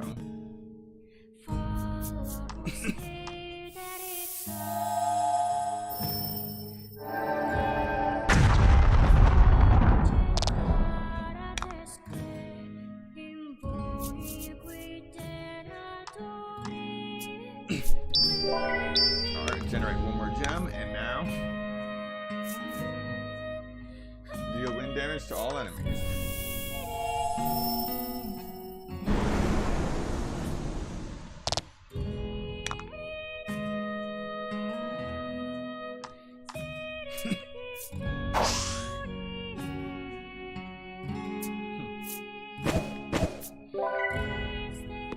That won't do much.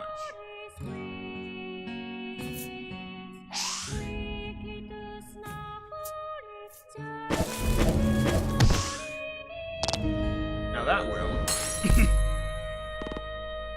I just healed him too.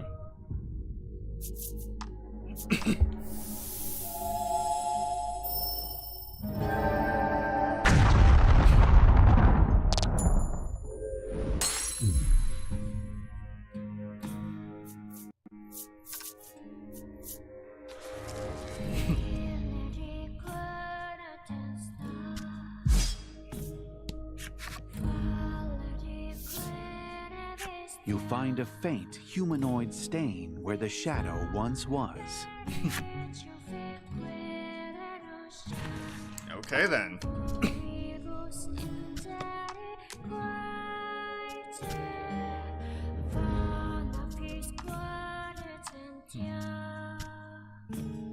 Gonna use a supreme salve again.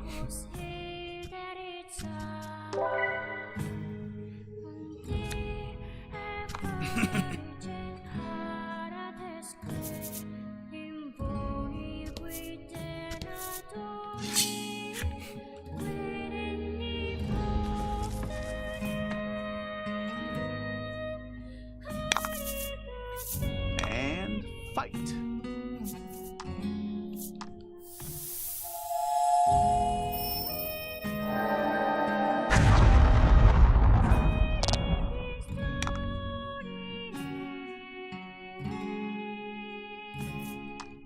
Alright, charge. And we win this fight.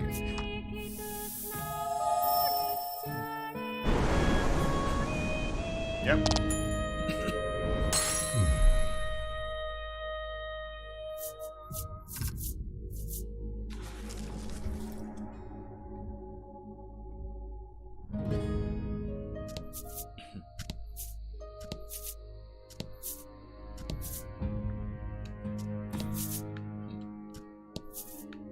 Go down here for whatever's in the obvious chest at the end of this corridor.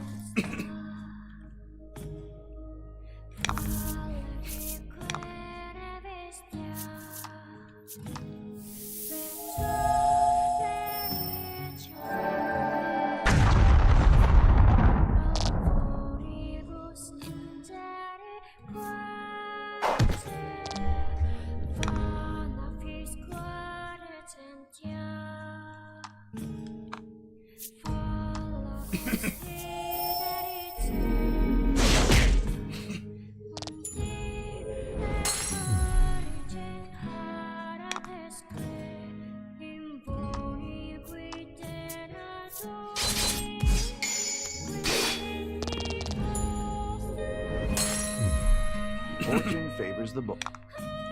Alright. Okay. Game audio still seems to be doing fine.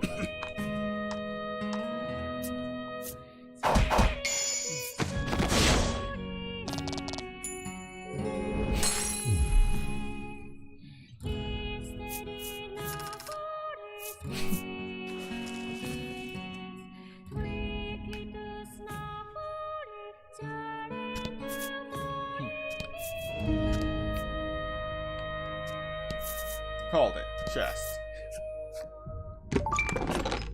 Supreme Salve. Which we just used. Now we hop all the way back up here. just to fight again.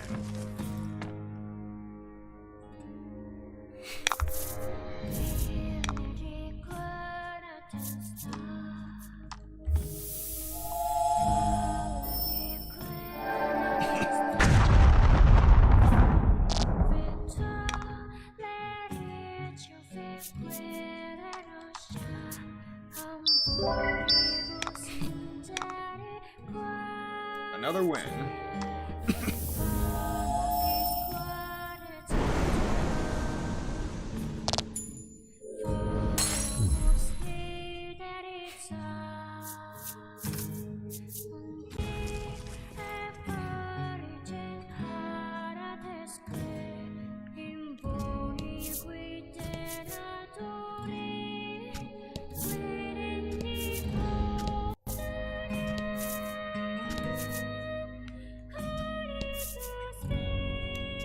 Alright. Heading to a chest, not the staircase.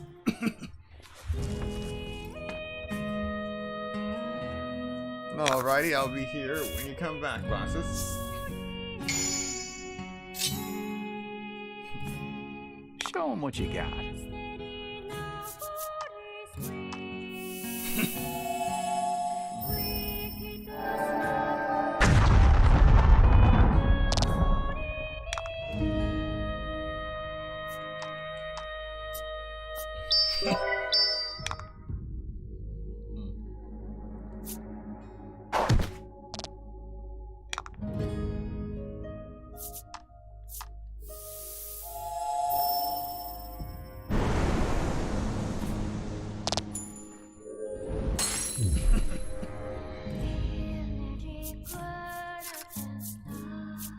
Alright, another treasure.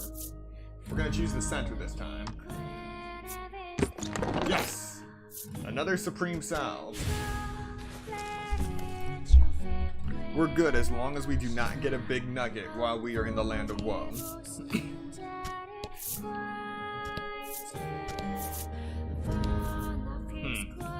Ah. There it is, the chest. A large soothstone. Perfect. So we have only been using skills to increase the number of gems we have to use so far, but soothstones also give us gems. Regular soothstones give us 1 gem, and large soothstones give us gems equal to the value of a roll plus 3. So if we roll 1, we get 4 gems. If we get a 6, we get 9 gems. These things can actually turn the tide in your battle if you are on the verge of death.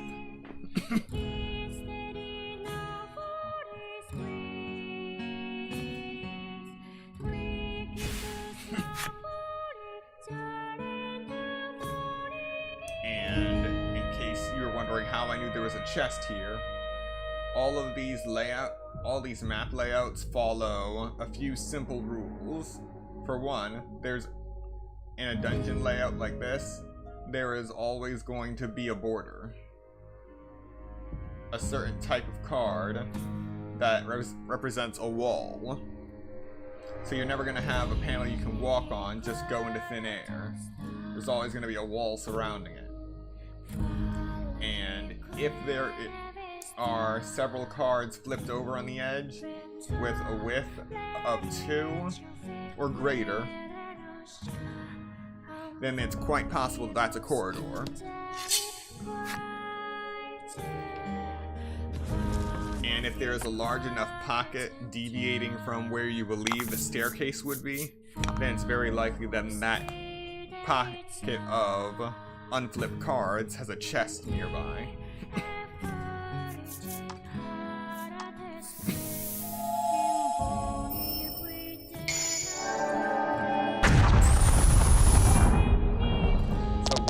Actually get all the tricks to how they've made these dungeon layouts, you know exactly where to go, even before you flip over the cards.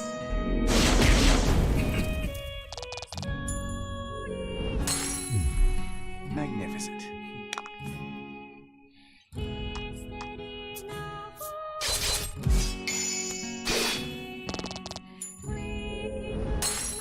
Some people might say that ruins the fun of it, but I like being able to get inside the developer's head to see what they were thinking as they made each map and laid down each treasure chest. Alright, so it's here.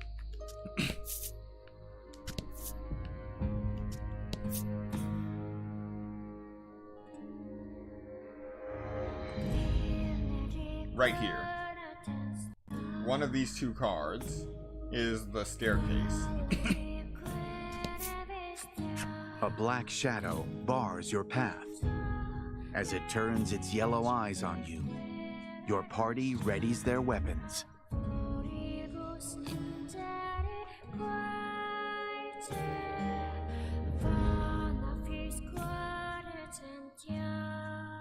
Oh wow, that's a human face. I thought it was just a gigantic worm this whole time.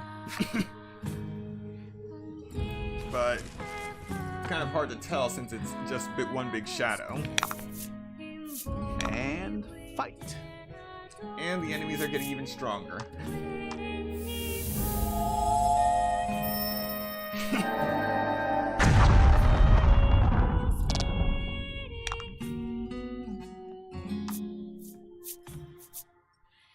Alright, so the Soothe Stone just gives us 3 gems, not 1.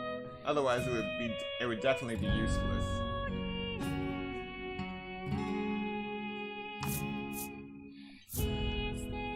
Alright, so we're gonna use Shadow Bolt here.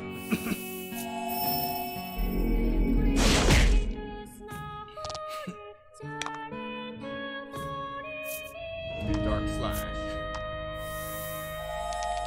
Come on, big numbers, big numbers. 6. We're on a roll with the 6s today. And a critical attack. Alright. And now we're gonna use a Soothe Stone.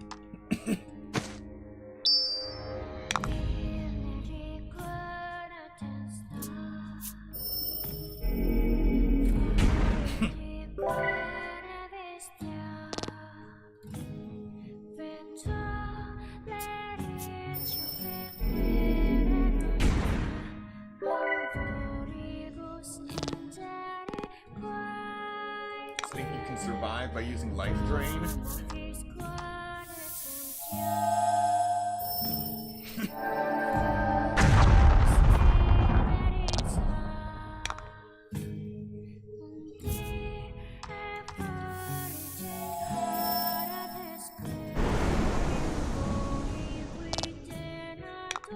Alright.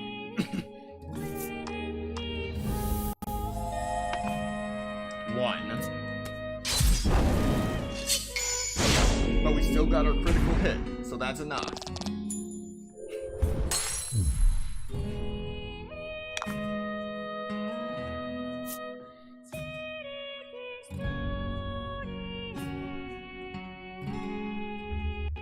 Whether we finish this now or in the next turn, all depends on a single die. Come on, big numbers, come on. Probably needed greater than a 3, greater than a 3. 5, yes!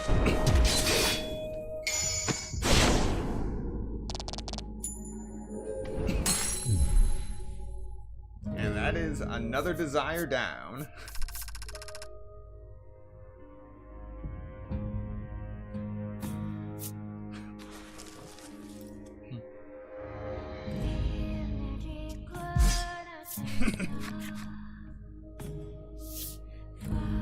You find a faint humanoid stain where the shadow once was.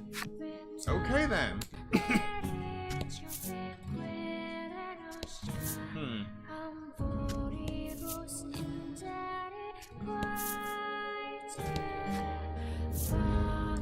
Finally here.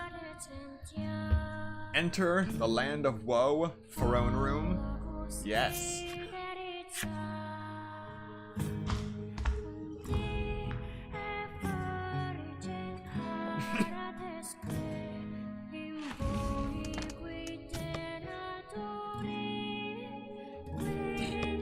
Alright.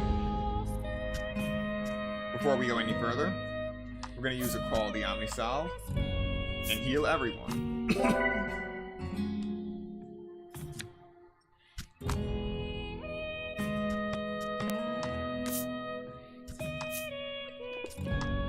Now we're saving.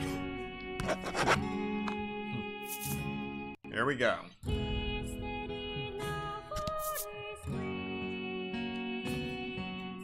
And of course I can't walk there. We gotta walk down the path. Oh.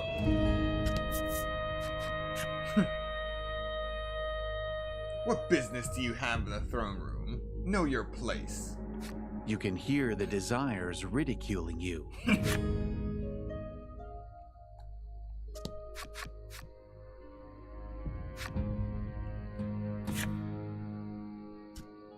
It's funny.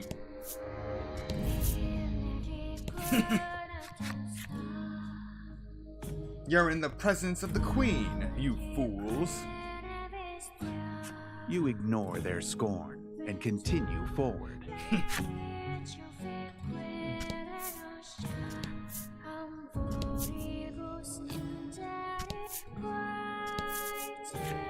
It looks to be waiting for someone to sit upon it. Let's see who it is. Within the throne room, the Queen of Woe awaits. The Queen reveals herself to be none other than Laddie. She is the undisputed ruler of this domain. Indeed, this world. I never thought there would be any greedier than I in this land. Her voice is husky, almost as if it had been... Her voice is husky, almost as if it had been swallowed by the stormy seas and echoes within your heads. Okay, so that wasn't just on your end. The audio for the game just glitched altogether. She tells you that in the land of woe, greed is both grand and glamorous. For stealing the desires of my people, I sentence you covetous intruders to death, she decrees. What? The impact sends you flying. By the time you look up, you realize that the entire area is covered by a heart scar. This looks bad, Blight remarks in a trembling voice as he gets to his feet. Heal the heart scar that has appeared near the queen.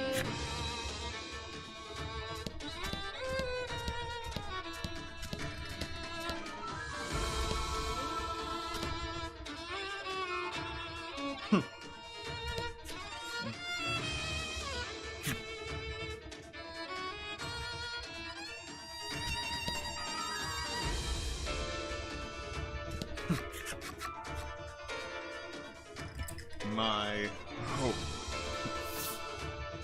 A shadow, larger than any you've seen before, emerges from the heart scar, summoned by the queen's screams.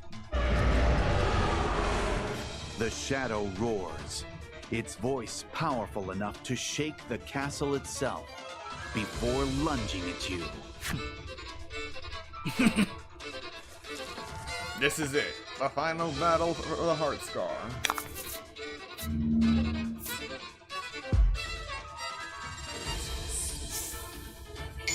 300 HP. Come on, you got this. Add 5 water damage dealt by allies and enemies.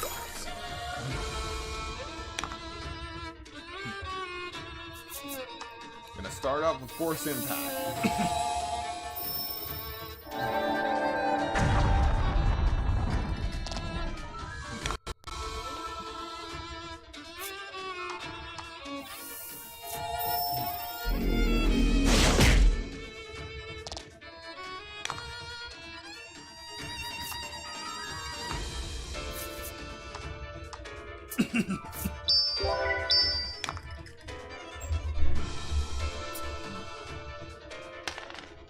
Yes!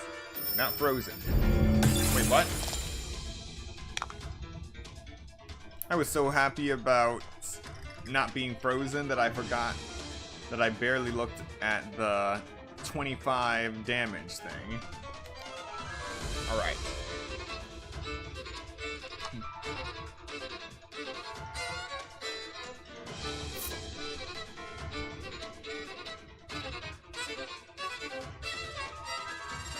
Stab now, then force impact, then another skill, and then healing.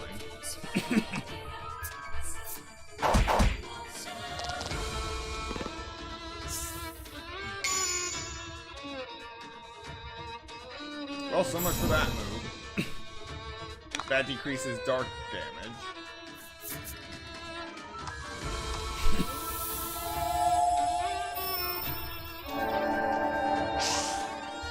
Why?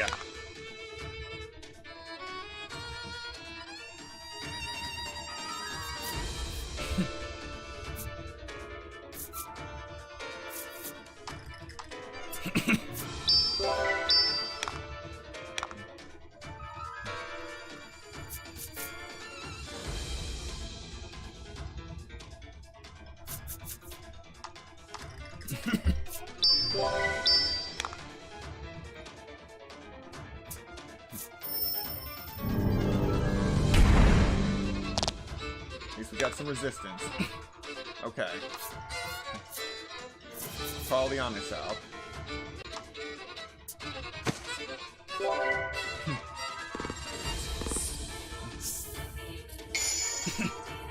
Add 5 damage to dark moves now.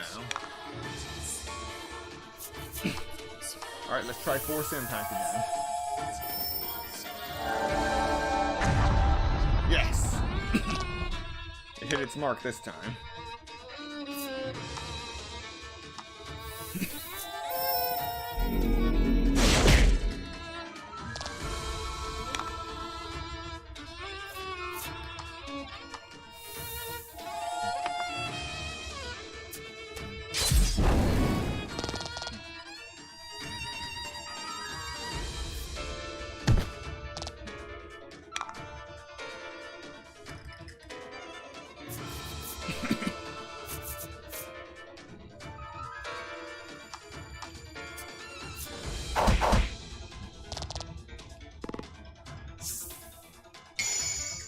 Excellent.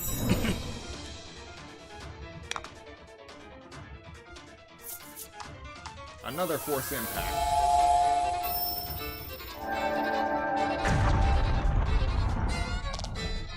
We're halfway there. Shadow Bolt.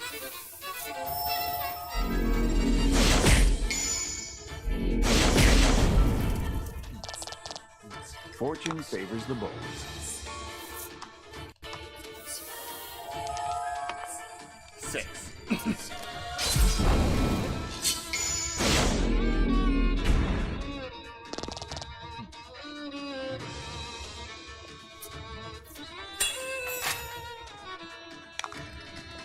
Alright.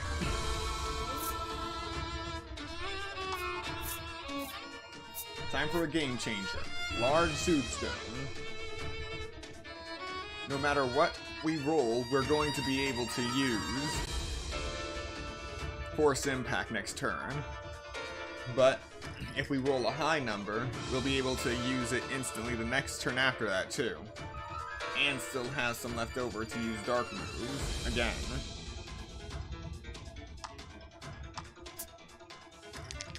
There we go. Come on, big numbers, big numbers, big numbers. 6! Yes! The best possibility. Oh. Okay, so yes, that was the best possible outcome, but I forgot that this game really, at least on the Switch, this game really lags when a bunch of gems are in that top left corner pocket.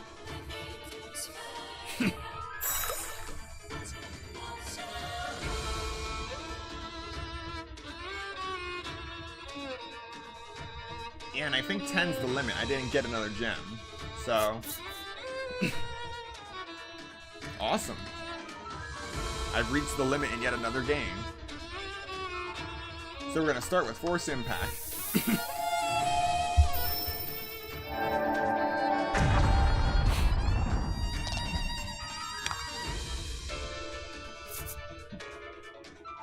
Next, Hurricane.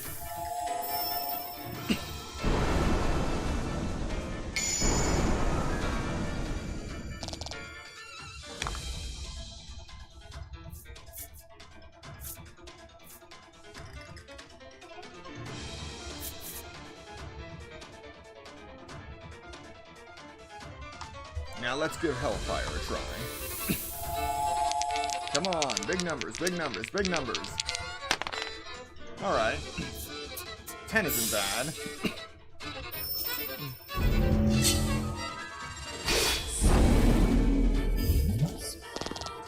Two fight as one. I wasn't done killing you yet. I mean, I'm happy about the 6,800 experience and 4,444 gold, but I demand satisfaction.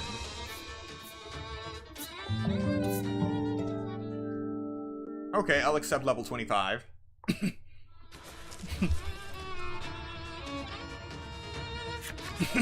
Unable to maintain its shape, the gigantic shadow begins to sway.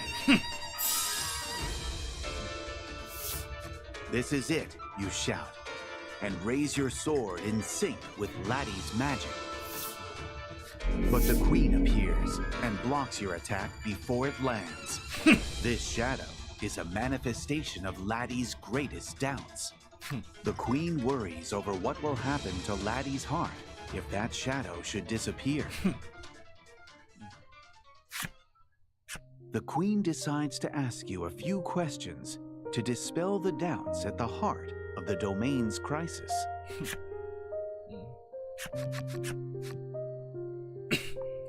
Answer me this. What medicine does Laddie hate most?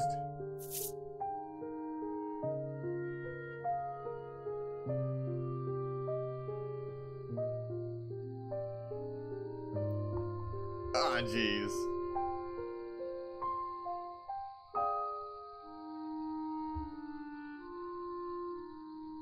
I'm sure that this was actually part of the first instance of this game, but I cannot for the life of me remember.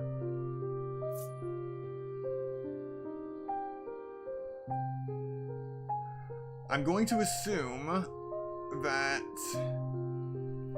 Laddie does not like bitter medicine, and from these, I am going to assume that the only one that is taken orally is the antidote. Wrong, the queen says with a laugh. How pitiful that you don't even know Laddie's likes and dislikes, she scoffs, before moving on to the next question. Answer me this. What monster does Laddie fear most?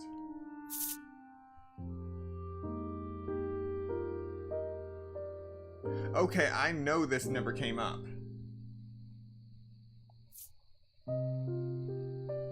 I'm just gonna say the skeleton. Because out of all of these, at the very least, that just seems unnatural. No, no, the queen exclaims with a laugh. How cold-hearted you are not to know what she fears, she chides before moving on to the next question. Answer me this. Who does Laddie hate most?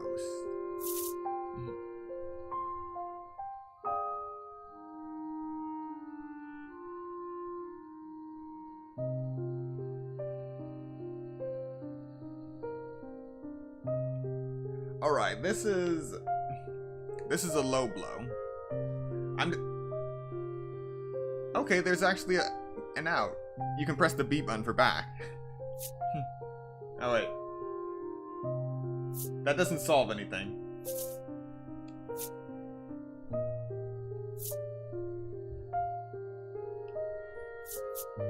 Please pick one.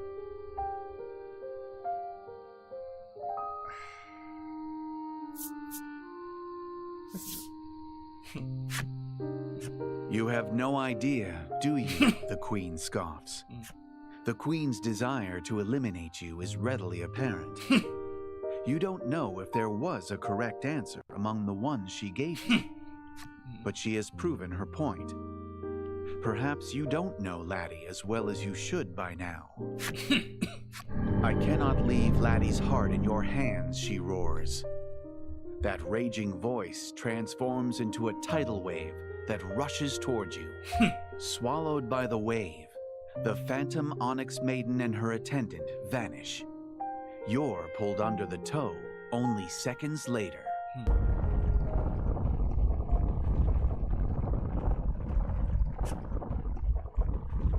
Pull yourself together.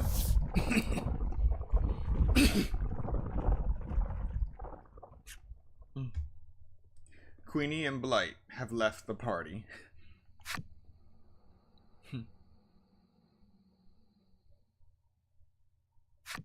When you come to, you find yourself in a familiar spire.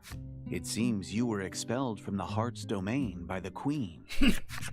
You see Laddie snuggled up to Lack near the altar. You decide to go check on them. Lack was removed from the party. Speak with Lack on the second floor of the Spirit Spire. Lack lies there limply, like a stuffed animal without its filling. The self-proclaimed spirit risked its life to save you. If you had been swallowed by the wave, your consciousness may never have returned. What do you say to Lack? Thank you. You give Lack your heartfelt thanks for saving you. Lack trembles as it tries to speak.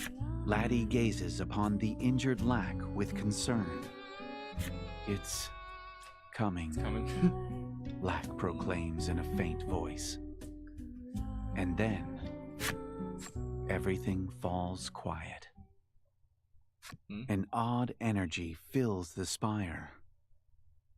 You place Lack upon the altar and head outside to find the source. Leave the Spirit Spire to look for signs of anything strange. And that is our sign to save.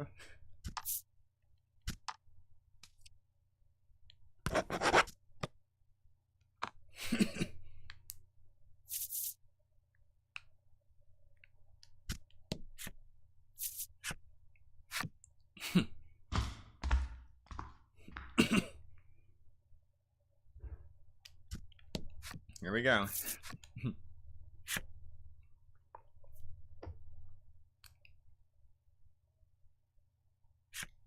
The sea falls eerily still, almost as if afraid of something. Oh boy. You realize that the strange energy you felt earlier is not only in the spire, but blankets the entire isle. Feeling a tap on your shoulder, you turn to see Laddie, as pale as a sheet. She points, and when you turn to see what she's staring at,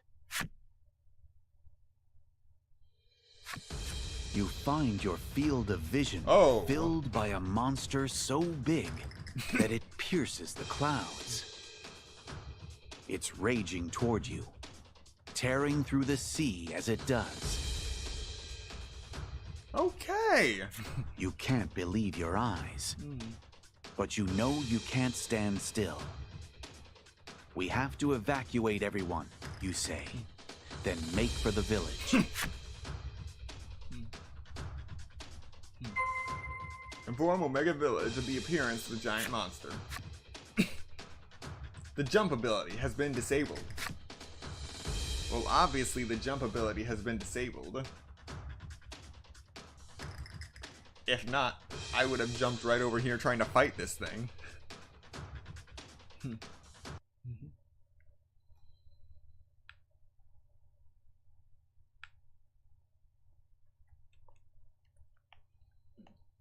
What?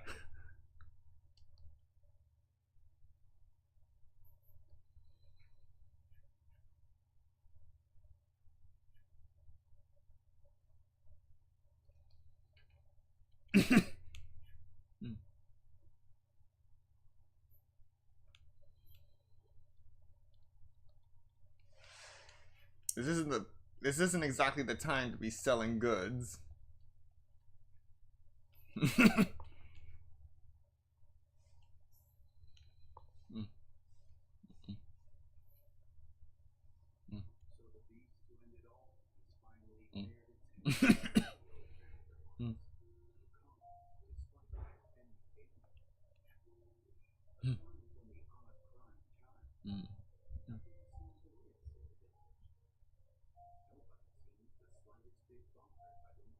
What is wrong with these people?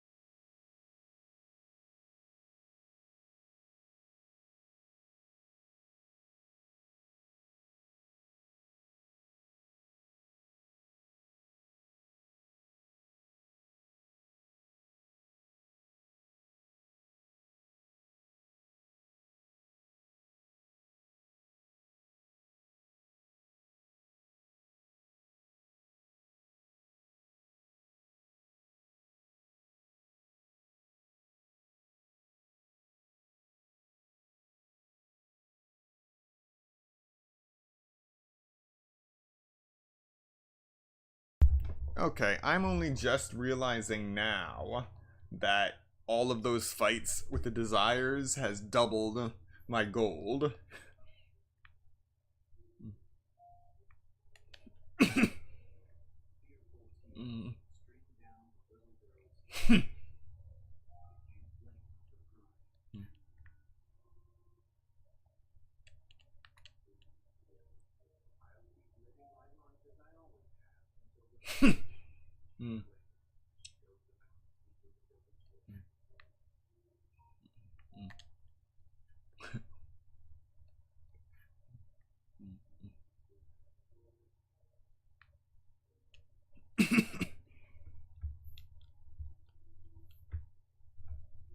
Let's see if there's anything we can get now.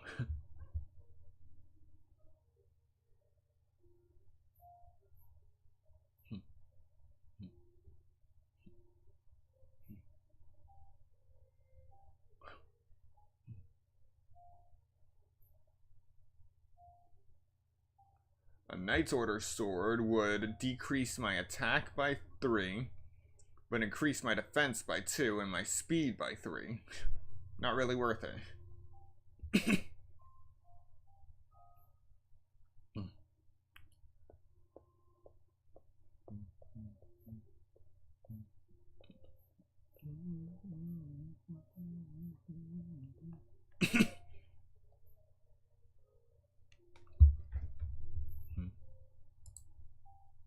And the game audio went out again.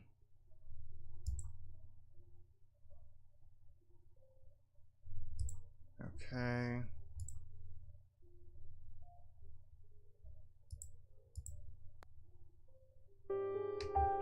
Not sure why it keeps giving out. Should be good now.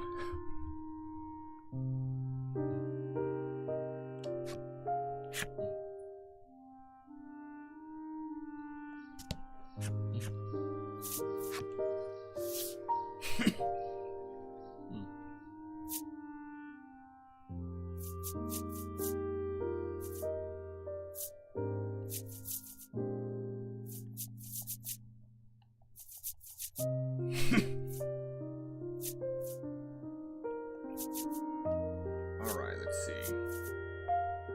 We've got omnipanaceas and regular panaceas. What we want is in spirit elixirs. We only own one.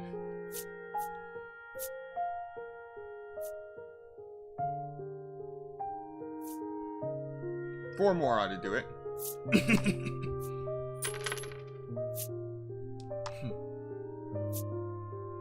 Then we have bombs. Deals 5 damage to the target. Fixed.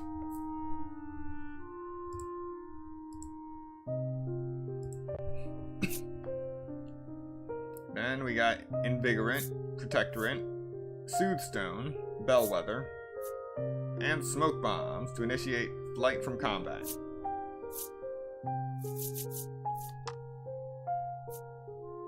We'll buy 2 Soothstones. Since we used 1 Soothstone and 1 large Soothstone during our fight.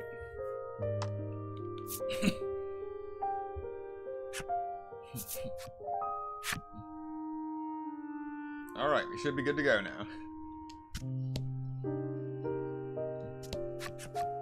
It's been ages since you've seen the mayor, and yet he averts his eyes the moment you enter. Just like the other villagers, he seems to have accepted his fate. But why? You have so much to ask him. What do you say? Why are you just waiting for the end? You ask him why everyone is stubbornly just waiting for everything to come to an end. Because that is this village's fate, Greeth answers simply. What is that monster? You ask the mayor about the giant monster. He says it is called the Isle Eater.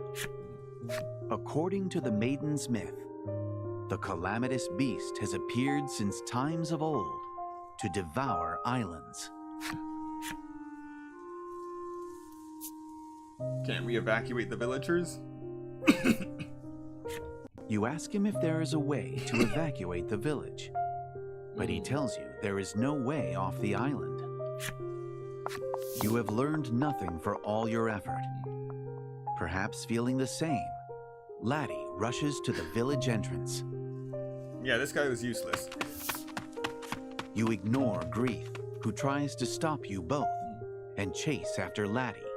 It seems unlikely that the villagers will flee the island, which leaves you with no choice but to slay the monster yourselves. Head out to sea from Omega Isle Pier and confront the monster. Exactly what I wanted to do from the beginning.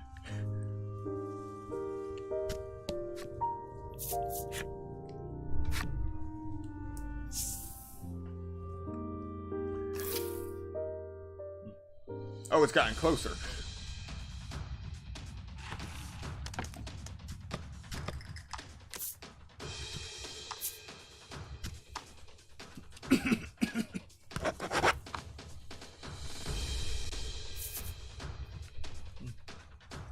Still can't jump.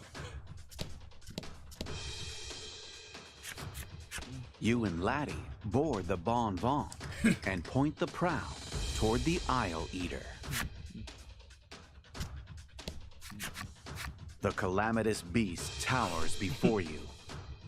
Its sheer size makes you realize that there was truth to the myth. To save the village, you have no choice but to fight it here and now. You know it's reckless, but still grip your sword tightly. We've come to help. Yes.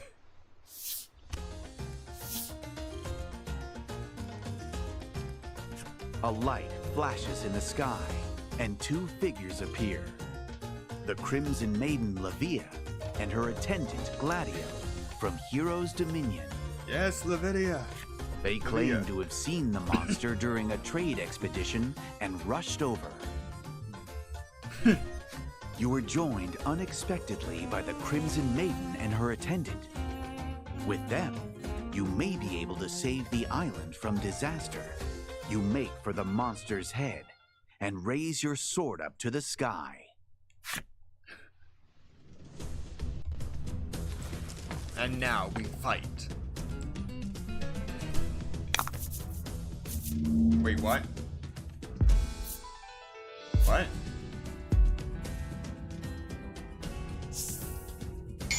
Alright, so this is a multi-card boss.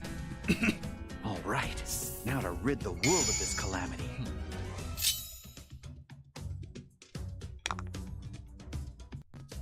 Unfortunately, since they had just come at the last minute, I wasn't able to equip them with those rings that I bought, the gemstone rings. So now we have to charge before we can use Force Impact.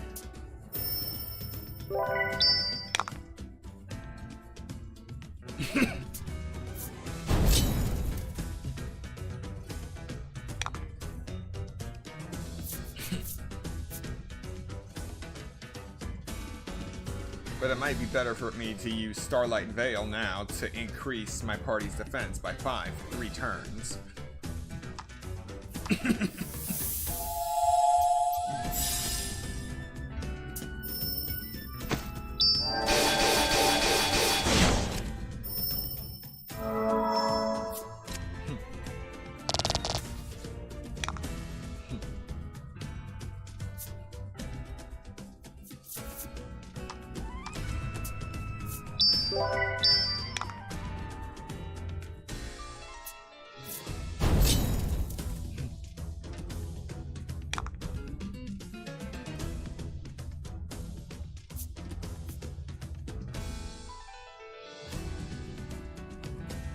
And I'll use Provoke here and now.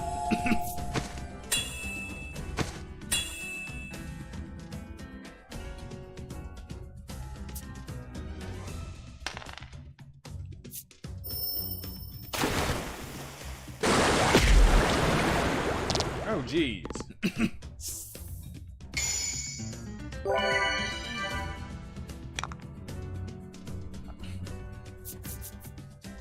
I'm back where I started. 3 gems, not 1 short of Force Impact.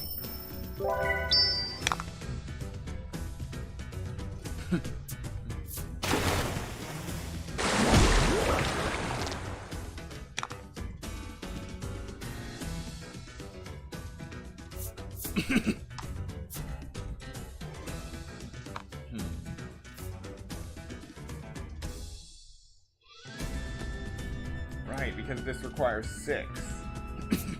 Okay.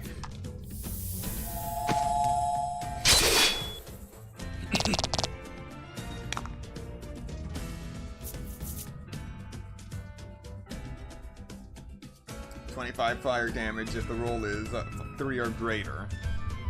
Not worth the risk.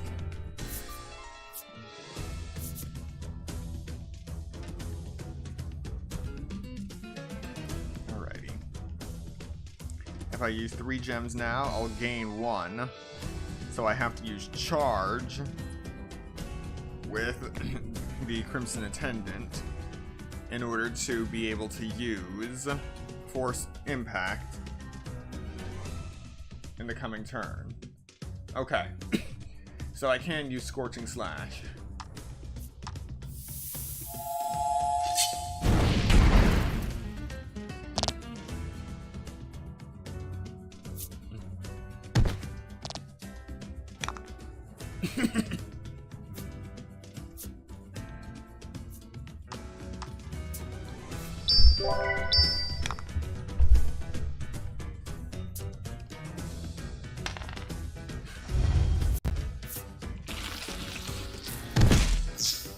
It's all good.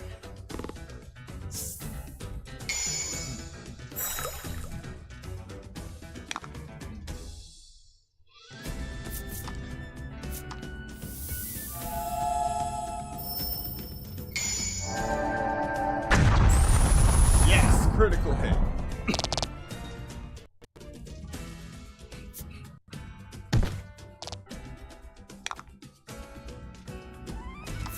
And now in this moment, we'll use Quality Omnisalve.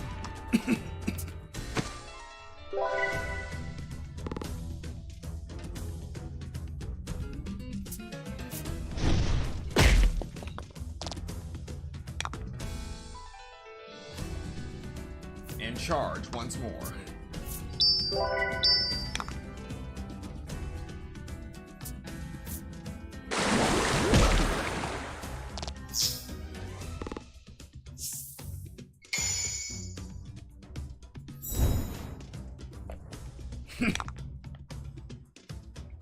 Now force impact.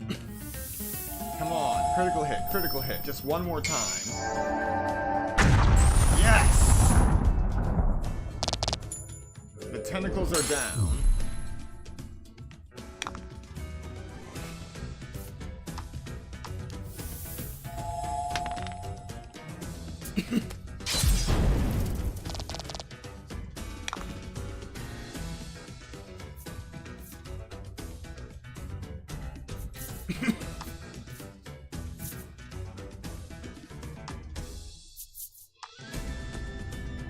Oh no.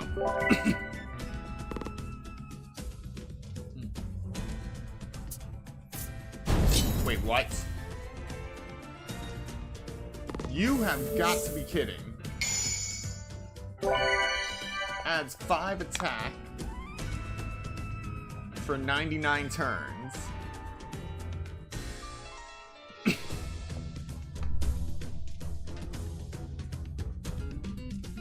Alright. You want to play like that? Let's play like that.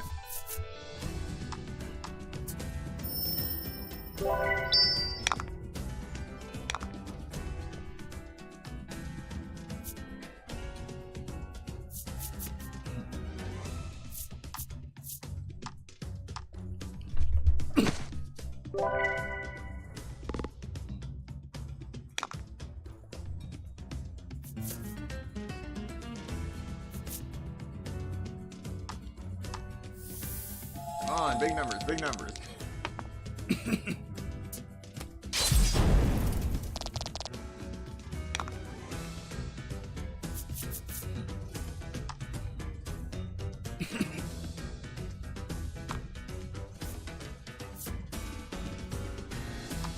Alright, we're gonna provoke.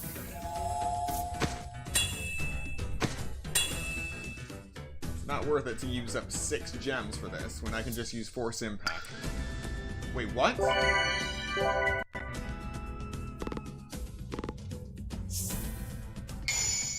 You have got to be kidding me!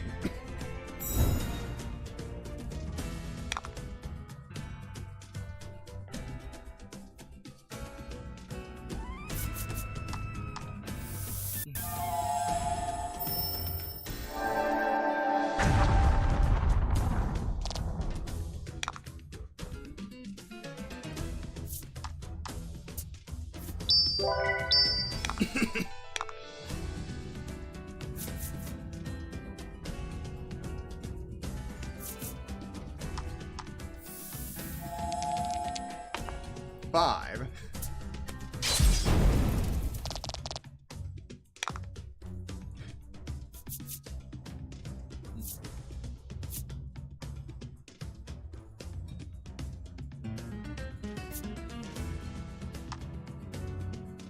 Provoke.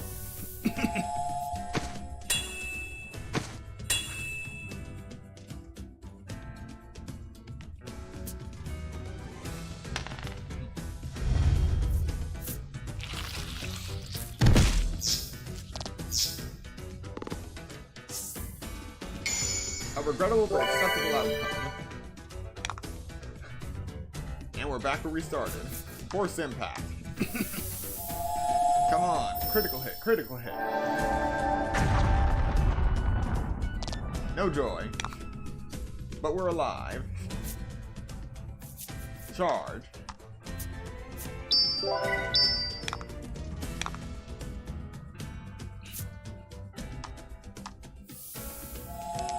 Come on, big numbers, big numbers.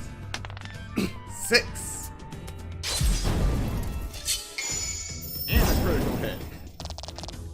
We're finally under 200.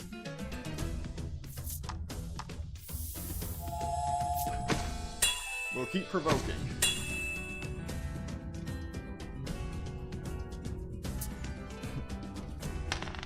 Yes!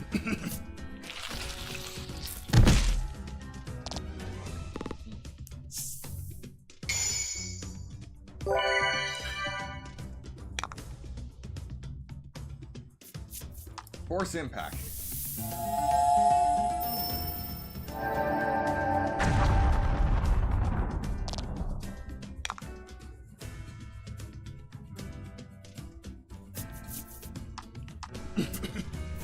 Next up is a charge.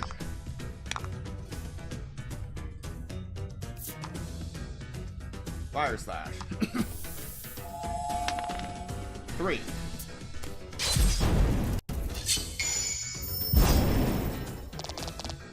Magnificent.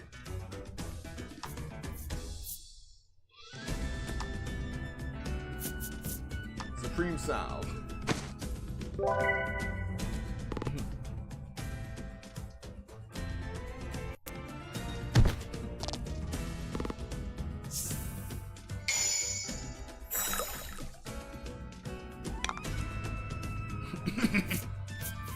Force impact.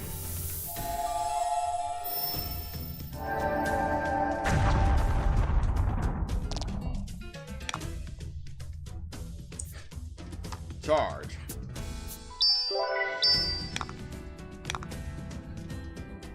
Charge.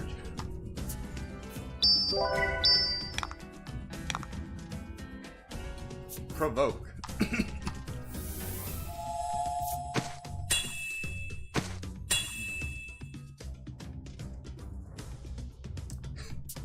I must admit that this is the one game where I regularly use provoke. Any other game that has it, I don't seem to need it.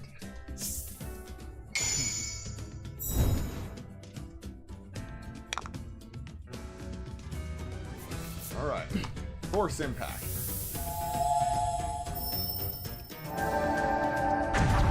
We're into the final 100. No matter how fiercely you assail the beast, it doesn't stop it from advancing toward the island. I was getting ready to kill it. Your allies are fighting their hardest, and yet it's still not enough. What the? A gigantic cannonball sails through the air, crushing the monster's tentacles with a muffled crunch. That wasn't a cannonball, that was a rock. You see that a single ship has fired the cannonball, and upon it, Grief is at the helm, instructing the Omega Islanders to fire shot after shot at the beast. You won't have our home. We'll slay the monster. This isn't over yet. We can do this together. For Laddie, the villagers shout in unison. You feel your heart warm at those words.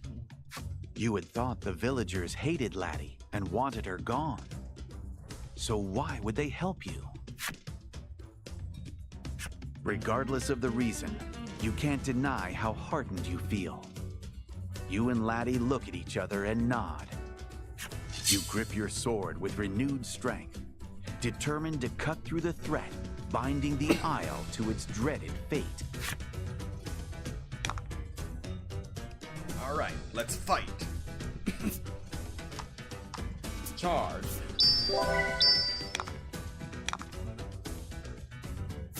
Fire slash. Come on, big numbers, big numbers. 5. Critical hit. Magnificent. Oh boy.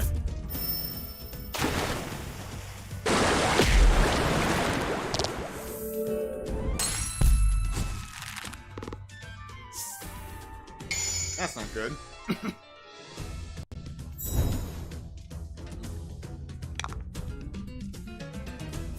Alright, this doesn't change the plan. Force impact. Come on, critical hit, critical hit.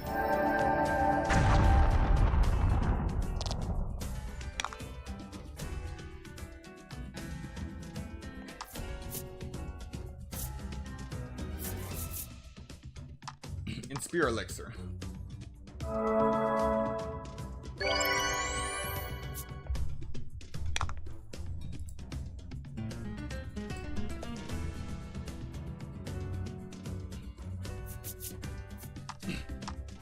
Time for another provoke.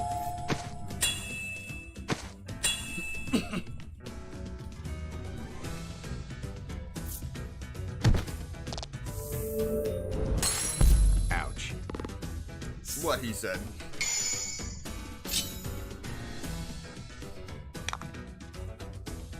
But you bought me the time I needed.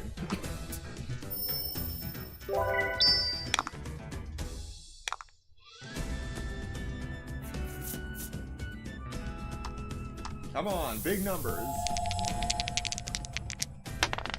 Yes! 14.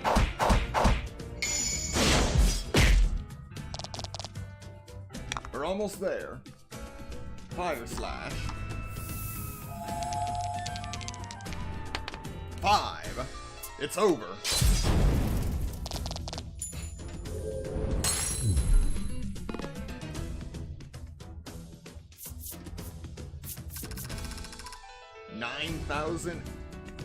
Nine thousand experience points, and once again, 4,444 gold. Not sure why that number keeps popping up. But yeah, when it got that attack boost for 99 turns and recovered 80 HP, I thought it was going to keep doing that, keep healing, and keep getting buffed.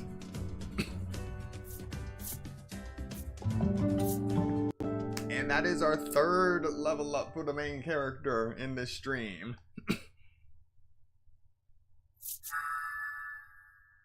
And we acquired a new skill, Dreamkeeper. Slightly increases the chance of landing a critical strike. Excellent.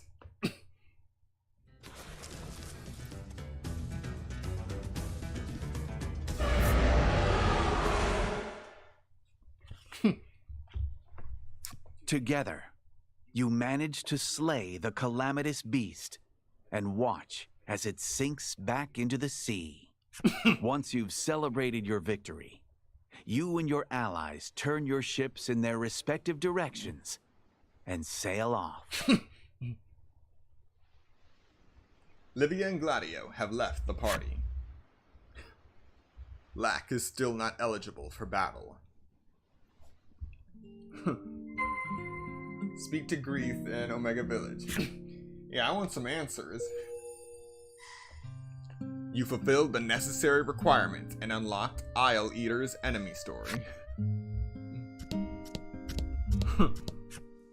I'm so sorry, the old man says sincerely. I'm confused. But again, save so we don't have to do this again.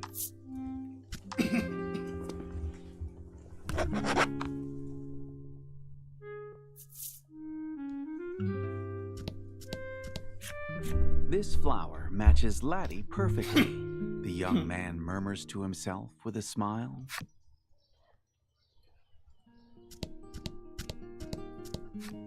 Mama says we can play together again, the little girl exclaims cheerfully.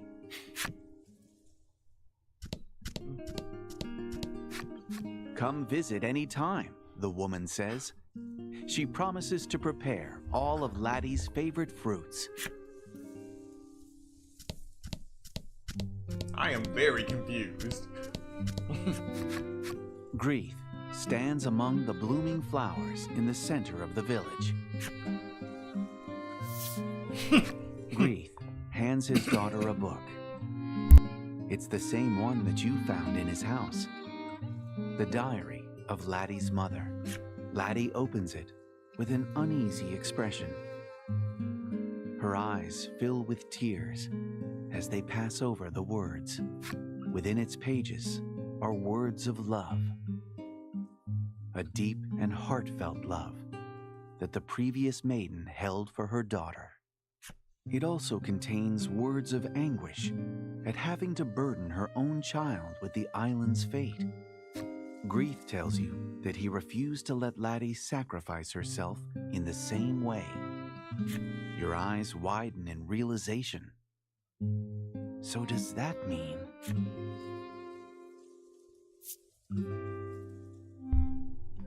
The reason why everyone scorned Laddie is... The reason everyone was waiting for the end is... Grief tells you that a maiden's power comes from her heart.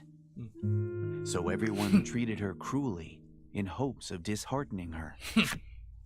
I'm so sorry you had to endure that, he says, deeply apologetic. They knew that if Laddie were freed from being a maiden, the island would be destroyed. But all the islanders wished to spare Laddie, even if it meant losing their homes and their lives. It was all a lie. One that the village made Laddie believe for her own good. Laddie, now knowing the depth of love that her parents and fellow islanders had for her, jumps into her father's arms and cries. It was so painful. It hurt so much. But I love everyone. For the first time you hear it. The voice that Laddie buried deep within her heart. A soft breeze blows through the village, like a gentle blessing upon the two of them, and carries countless petals into the sky. Laddie's innocent cries echo through the village amidst the drifting flower petals. Hello, welcome to the stream. We just got finished fighting ultimate evil. Well, chaotic evil anyway. And the ominous clouds that heralded the end give way to a bright blue sky.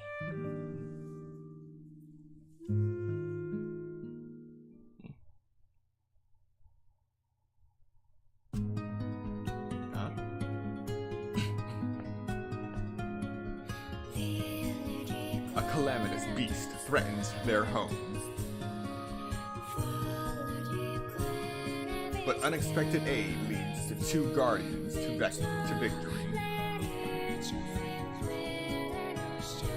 After the battle, the village's long-held secret is brought to light.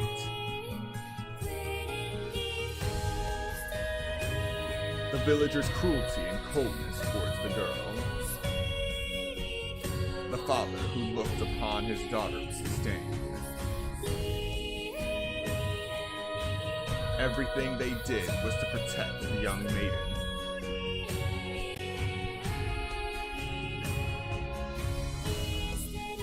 It was all a horrible lie, woven out of their love for her.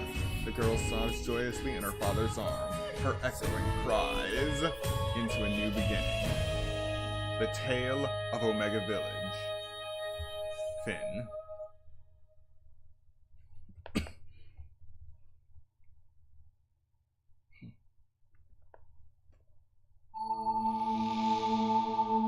Petals dance in the cloudless sky. I find my voice and the love my family kept concealed. Laddie gained memories of family.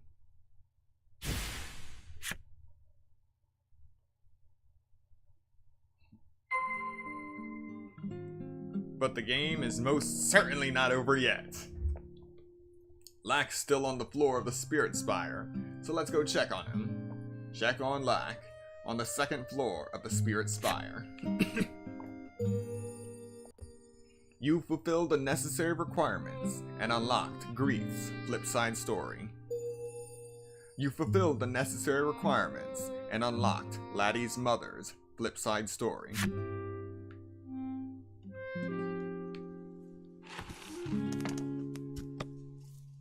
Yeah, would still be a good idea to heal.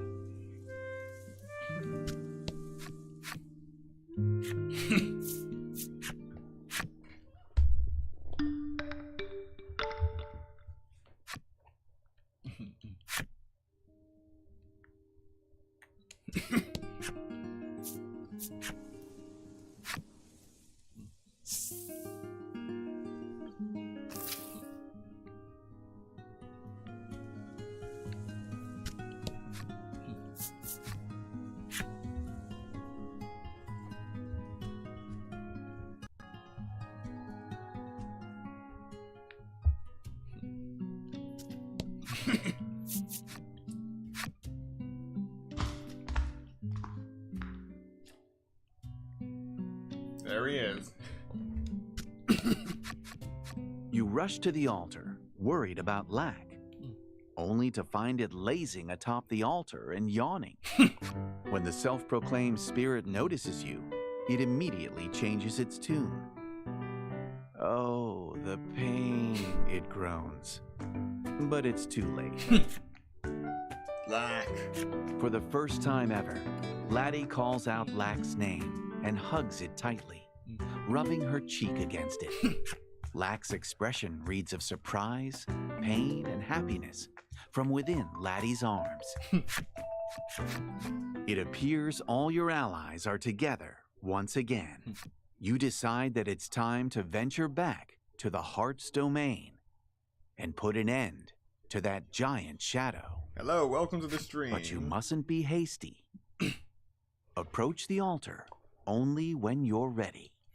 We are going to do this final battle once again. Lack has joined your party. Once you're ready, head for the altar on the 2nd floor of the Spirit Spire. I think I'm ready. I'm level 25. But I haven't done a lot of grinding while Lack has been in the party lately. So he's still level 19. So if I have to fight with him, that's not gonna end well. You turn to look at your allies and receive a stout nod from Laddie.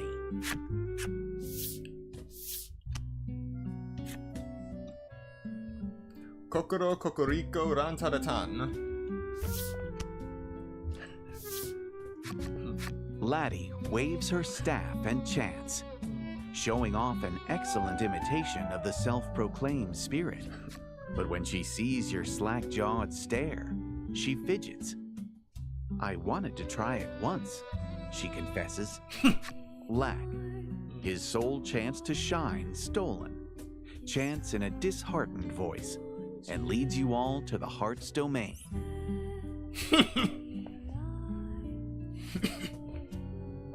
You find yourselves back in the Land of Woe's throne room.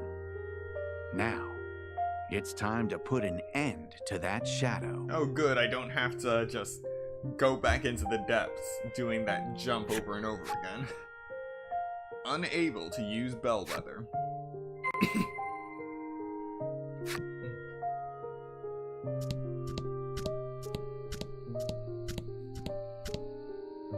Here we go. So you've made your decision, the Queen says to Laddie in a defeated voice. I have, Laddie answers resolutely, having finally weathered the storms of her past. It seems the Queen no longer has reason to resist. You decide it's time to finish off the dying shadow beside her.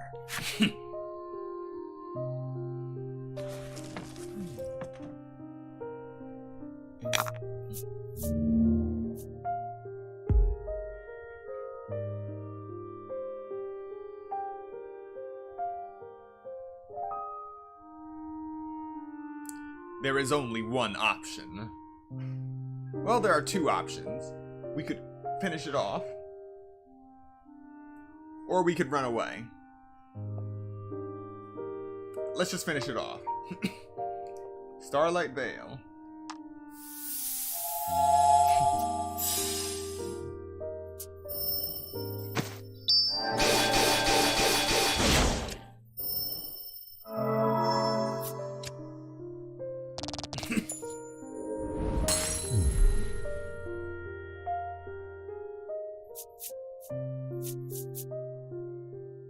Zero XP, 0 gold.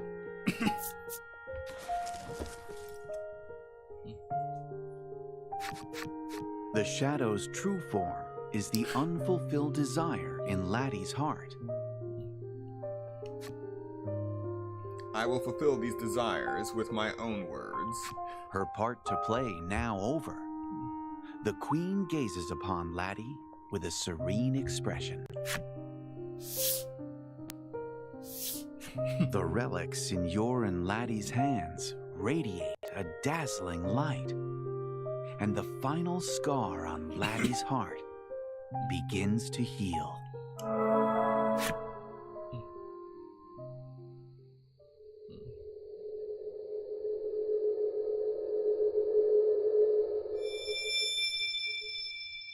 Oh wow, that's bright.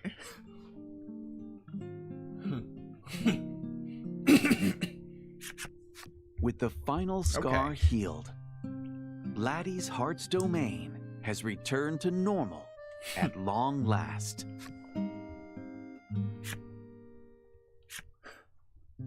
Tell you when I go for a walk. Go on, get, Lack exclaims enthusiastically, and the both of you head off.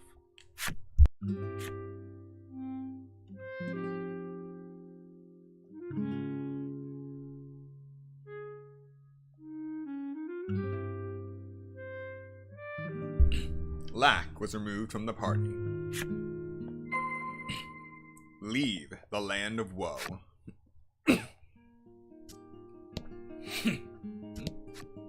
Lack floats in the air, its mouth gently opening and closing. The queen tells you of a secret path at the rear of the castle.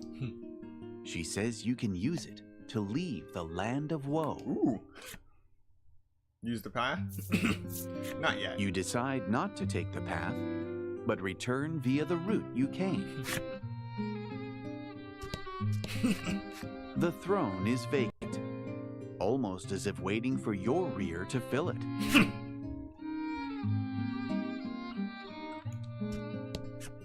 The soldier speaks as you pass by. Mind your manners before the queen, he cautions quietly. Your Majesty, you have a guest, he announces as you draw near.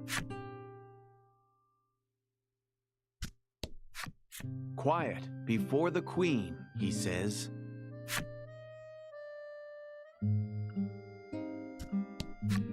The soldier stands at attention. Talking to him gets no response. Okay, so we will take the shortcut.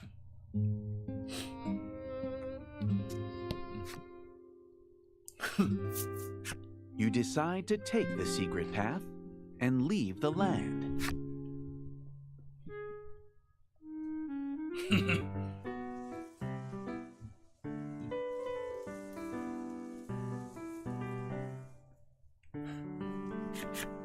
Before your eyes stretches a pure and peaceful domain.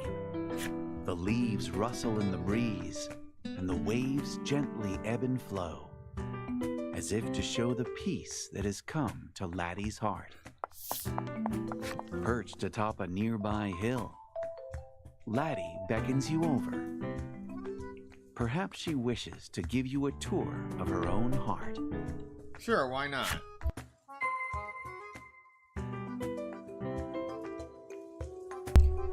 Explore the world with Laddie. She is near Anxiety Town.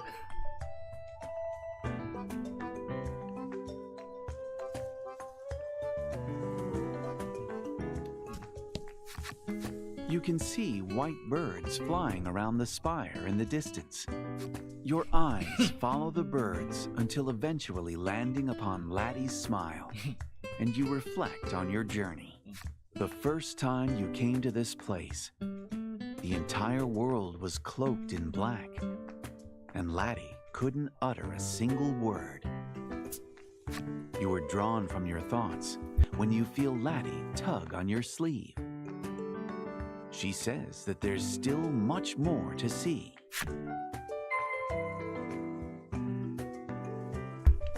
Explore the world with Laddie. She is near Burdenberg.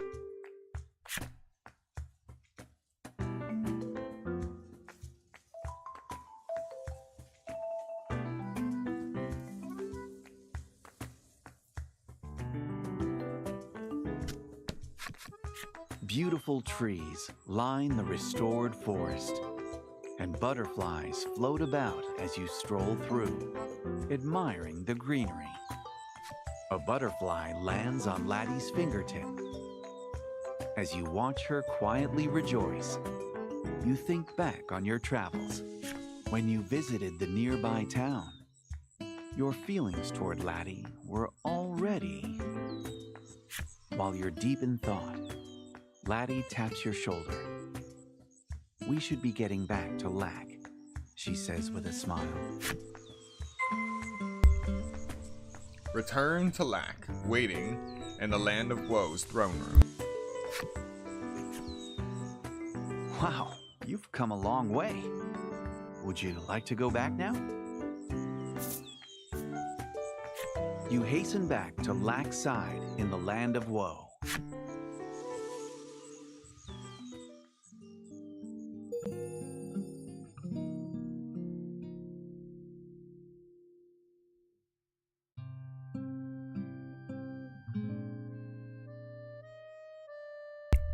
You have fulfilled the necessary requirements and unlocked Laddie's flipside story.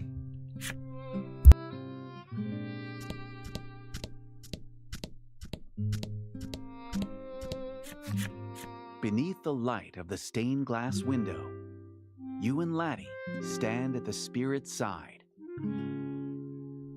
"Are you ready?"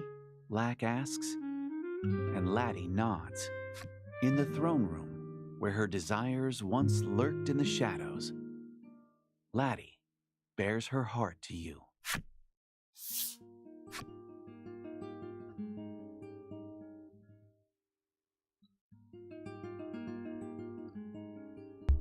I love you.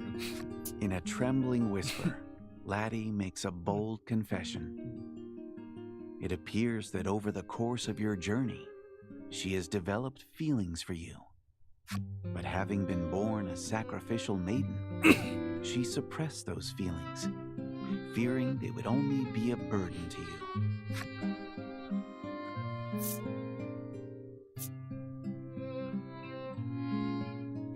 Laddie stares down at the ground as she awaits your answer. And you decide to respond to her confession in equal earnest. She gazes up at you with wide eyes, as if disbelieving her own ears. You can see tears threatening to overflow in her eyes. A transparent light begins to overflow from Laddie's staff. It's as radiant as the glow from the Maiden's relics. The Eternal Maiden's Relic. Hueless Maiden's Relic, blessed by the elements. According to Lack, now that her heart's domain has been restored, she can become a true maiden. With that, she can now save Omega Isle. Your journey's purpose fulfilled, you and Laddie look at each other with an ephemeral smile.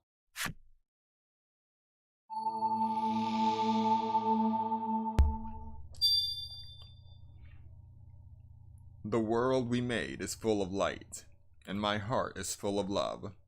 Laddie gained memories of love.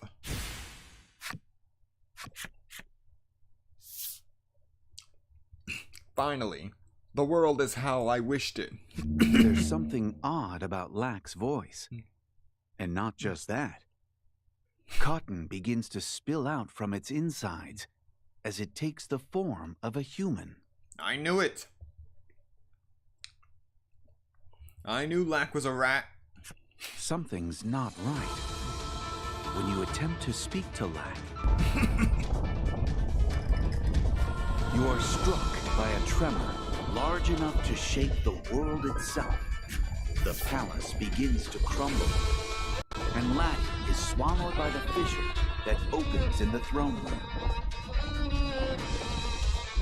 So I'm gonna guess that this is whatever the stone stela on Omega Isle represents as the Guardian. And Lack was just a ruse by that Guardian to get their sacrifice. Your fingers graze hers as you try to grab her, but Laddie is just beyond your reach, and she tumbles into the abyss.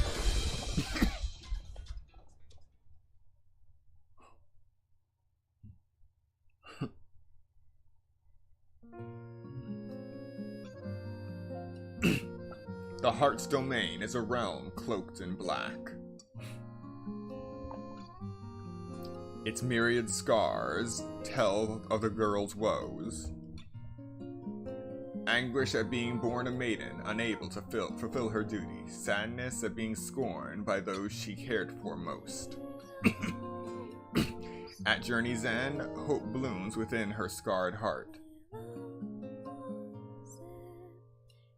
The love that she had suppressed is long realized at last. The clouds part, giving way to a beautiful bright realm. The tale of the Heart's Domain, only for it to be plunged into darkness once more at the hands of a spirit they once called friend.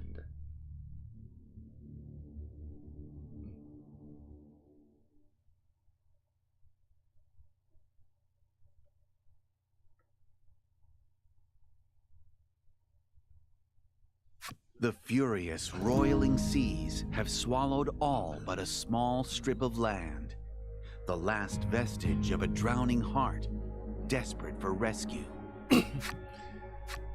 The Heart's Domain is but a shadow of its former self, devastated by the awesome power of the tsunami that nearly swallowed it whole. Lacks transformation, the quake that threw you to your knees. Laddie, as the earth swallowed her. You shake your head to free yourself from the harrowing visions. Laddie. You have to find Laddie. The wind changes direction so abruptly, you can't help but feel it's telling you something, urging you to the northwest. Laddie was removed from your party. Venture northwest in search of Laddie. You fulfilled the necessary requirements and unlocked Lack's flipside story. Tempting though it may be to wander, this isn't where you're headed, so you turn around. Still. Oh wow, you can actually see a carpet down there. This is insane.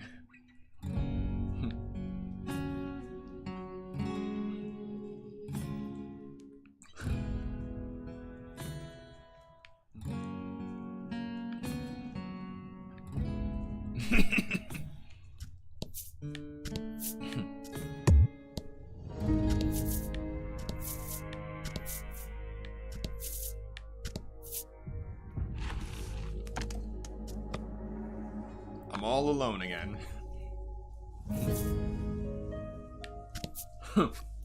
You stop before a gash in the earth, filled with rushing, muddied water. You see no way of crossing to the other side.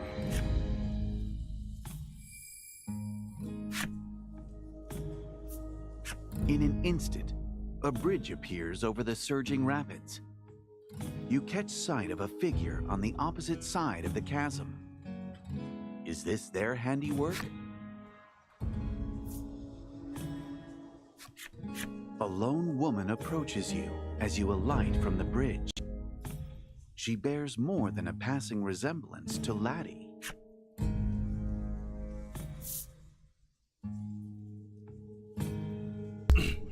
Are you Laddie's mother? The mysterious woman merely smiles in response to your query. At last, she speaks. Her voice is soft and calm. She informs you that she is the former maiden of Omega Isle, which makes her Laddie's mother. She studies you for a time. A sense of relief plays across her face as she whispers, "Yes, I can trust you with her." The woman begins walking, slowly enough, that you believe she means for you to follow. Might she be leading you to Laddie?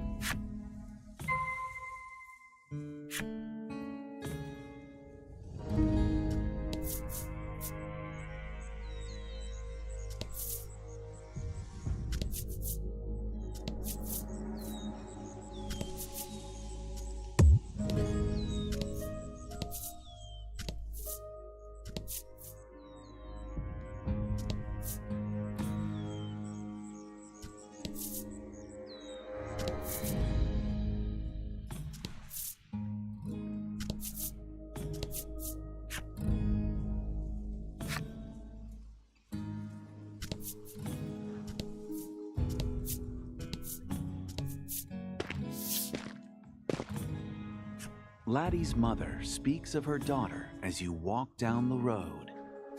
Laddie has long felt isolated, she says, having succeeded her mother, only to be driven from the village. Traveling with you, however, taught her how to open up once more. You've saved my child, and I cannot thank you enough, she says with a warm smile.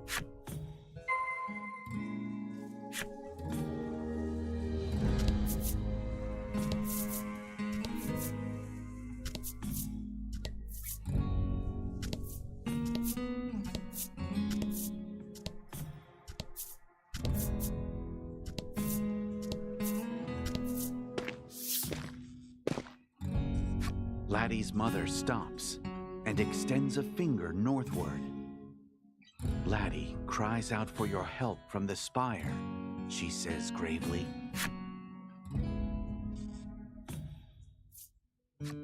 You see a towering, crooked structure in the center of the heart's domain. You begin walking toward it, praying all the while that no harm has befallen Laddie.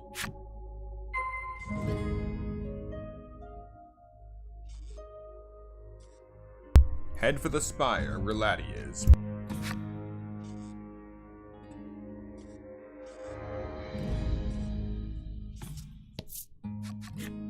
You see a very familiar face when you arrive at the spire gate.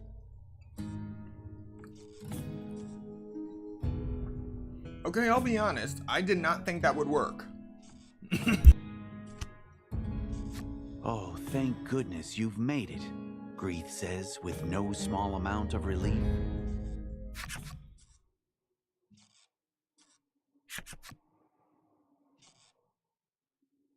That relief, however, is short-lived, as you take notice of countless eyes peering at you from the shadows. Laddie's parents stand between you and the shadows, urging you to press on ahead while they buy you time. They square up to face the encroaching darkness.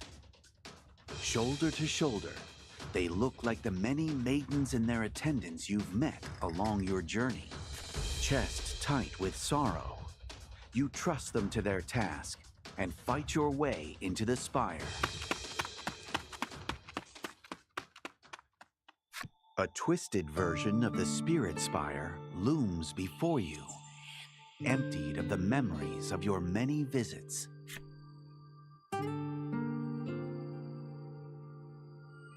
You are unable to use Bellwether. Keep searching for Laddie. Unfortunately, we are now out of time. We have been playing this game for 3 hours and 18 minutes. Which is pretty long for Voice of Cards. But we will be continuing this tomorrow. I'm hoping to finish this game by this weekend so we can jump right into Voice of Cards, The Beasts of Burden on Tuesday. So, thank you everyone so much for coming to the stream and those who come to watch the playback later. And I hope to see you for hopefully the final stream of Voice of Cards, The Forsaken Maiden.